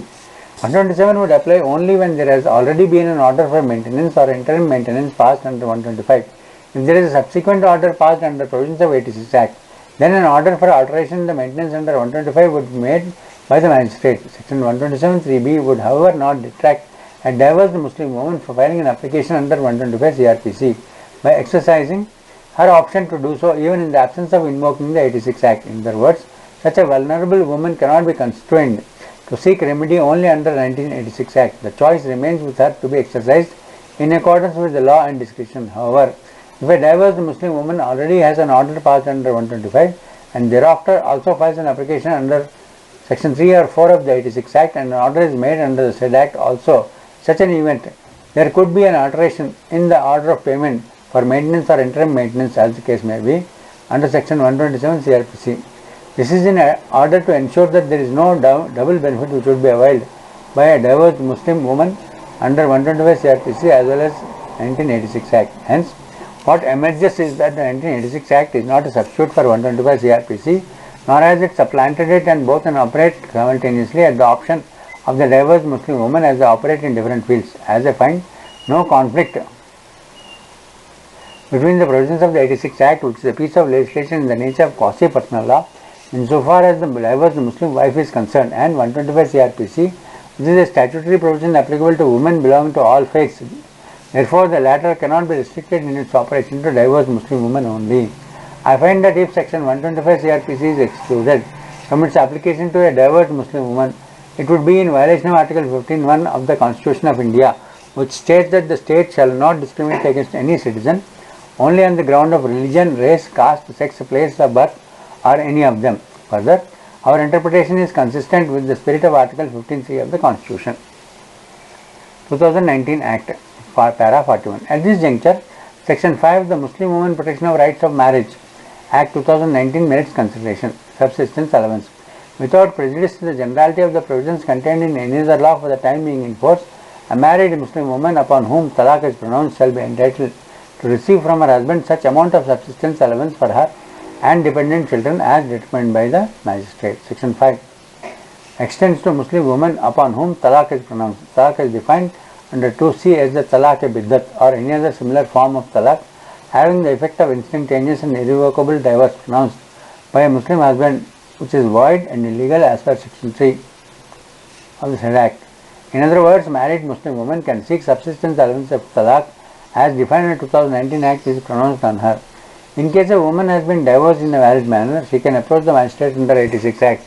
But if she has been a victim of a mischief defined under 2019 Act, then her right to subsistence allowance is secured through Section 5 of the 2019 Act. The intent of Parliament is clear. It seeks to provide adequate remedies to women from economic deprivation that may result from marital discord, irrespective of their status as a married or a divorced woman. Therefore, prior to a divorce in accordance with law, a married woman has access to maintenance under the general law, Section 125 CRPC, and under a special law 2019 Act. When divorce is void and illegal, such a Muslim woman can also seek remedy under Section 125 CRPC. Next heading, maintenance and institution of marriage, a broader perspective. Para 42. Before parting with this case, I pose a question to myself. What is the position of a wife after marriage in Indian society? This court, speaking through the Murtuza Fazal Ali J. in Siraj Muhammad Khan, Jan Muhammad Khan versus Hafiz Unnisa Yan Singh, AIR 1981, SC 1972, had acknowledged the paradigm shift from the viewing maintenance as a mere charity to a matter of parity and rights essential for a woman. It is necessary to extract the pertinent observations as under. The outmoded and antiquated view that an object of 488 was to provide an effective summary remedy to provide for appropriate food, clothing and lodging for a wife. This concept has now become completely outdated and absolutely archaic. After the International Year of Women, when all the important countries of the world are trying to give the fair sex their rightful place in society and are working for the complete emancipation of women by breaking the old shackles and bondage in which they are involved, it is difficult to accept a contention that the salutary provisions of the code are merely meant to provide a wife merely with food, clothing and lodging as if she is only a chattel and has to depend on the sweet will and mercy of the husband. Para 43. In this context, I would like to advert to vulnerability of married women in India who do not have an independent source of income or who do not have access to monetary resources. in their households, particularly for their personal expenses. In Indian society, it is an established practice that once a daughter is married, she resides with her husband and or his family unless due exigency of career or such other reason or pregnancy. She has to reside elsewhere. In the case of a woman who has an independent source of income, she may be financially endowed and may not be totally dependent on her husband and family. But what is the position of a married woman, which is often referred to as a homemaker, and who does not have an independent source of income whatsoever, is totally dependent on her financial resources on her husband or on his family? It is well known that such an Indian homemaker tries to save as much money as possible from the monthly household budget, not only to augment the financial resources of the family, but possibly to also save a small portion for her personal expenses. Such a practice is followed in order to avoid making a judgment, a request to the husband or family for her personal use. Most married men in India do not realize this aspect of the predicament of such Indian homemakers face, as any request made for expenses made for bluntly turned down by the husband or family. Some husbands are yet conscious of the fact that the wife who has no independent source of finance is dependent on him, not only emotionally but also financially. On the other hand, a wife who is referred to as a homemaker is working throughout the day for the welfare of the family without expecting anything in return. Explicit, possibly love and affection. Accept. A sense of comfort and respect from her husband and family, which are towards her emotional security. This may also be lacking in certain households. Para 44. While the contributions of such homemakers get judicial recognition for her unfortunate death while computing compensation in cases under Motor Vehicle Act, Kirti vs. Warranty Insurance 2021 2 SCC 166. Services and sacrifices of homemakers for economic well-being of the family and the economy of the nation remain uncompensated in the last section of our society. Therefore, I observe that an Indian married man must become conscious of the fact that he would have to financially empower and provide for his wife, who does not have an independent source of income, by making available financial resources, particularly towards her personal needs. In other words, giving access to his financial resources. Such financial empowerment would take place. Such a vulnerable wife in a more secure position in the family. Those Indian married men who are conscious of this aspect and who make available their financial resources for their spouse towards their personal expenses, apart from household expenditure, possibly by having a joint bank account or via ATM card, must be acknowledged. Para 46. Another aspect of vulnerability of married Indian woman is regarding her security of her residence in her matrimonial home. In this context, Prabhat Tyagi versus Kamlesh Devi 2022 8 SCC 1990. This court, while considering Section 17 along with other provisions of the Domestic Violence Act, opined as under. In our view, the question raised about a subsisting domestic relationship between the agreed persons against whom the relief is claimed must be interpreted in a very broad and expansive way so as to encompass not only a subsisting domestic relationship in present day but also a past domestic relationship. Therefore, Parliament has intentionally used the expression domestic relationship to mean a relationship between two persons who not only live together in the shared household but also between two persons who have at any point of time lived together in a shared household.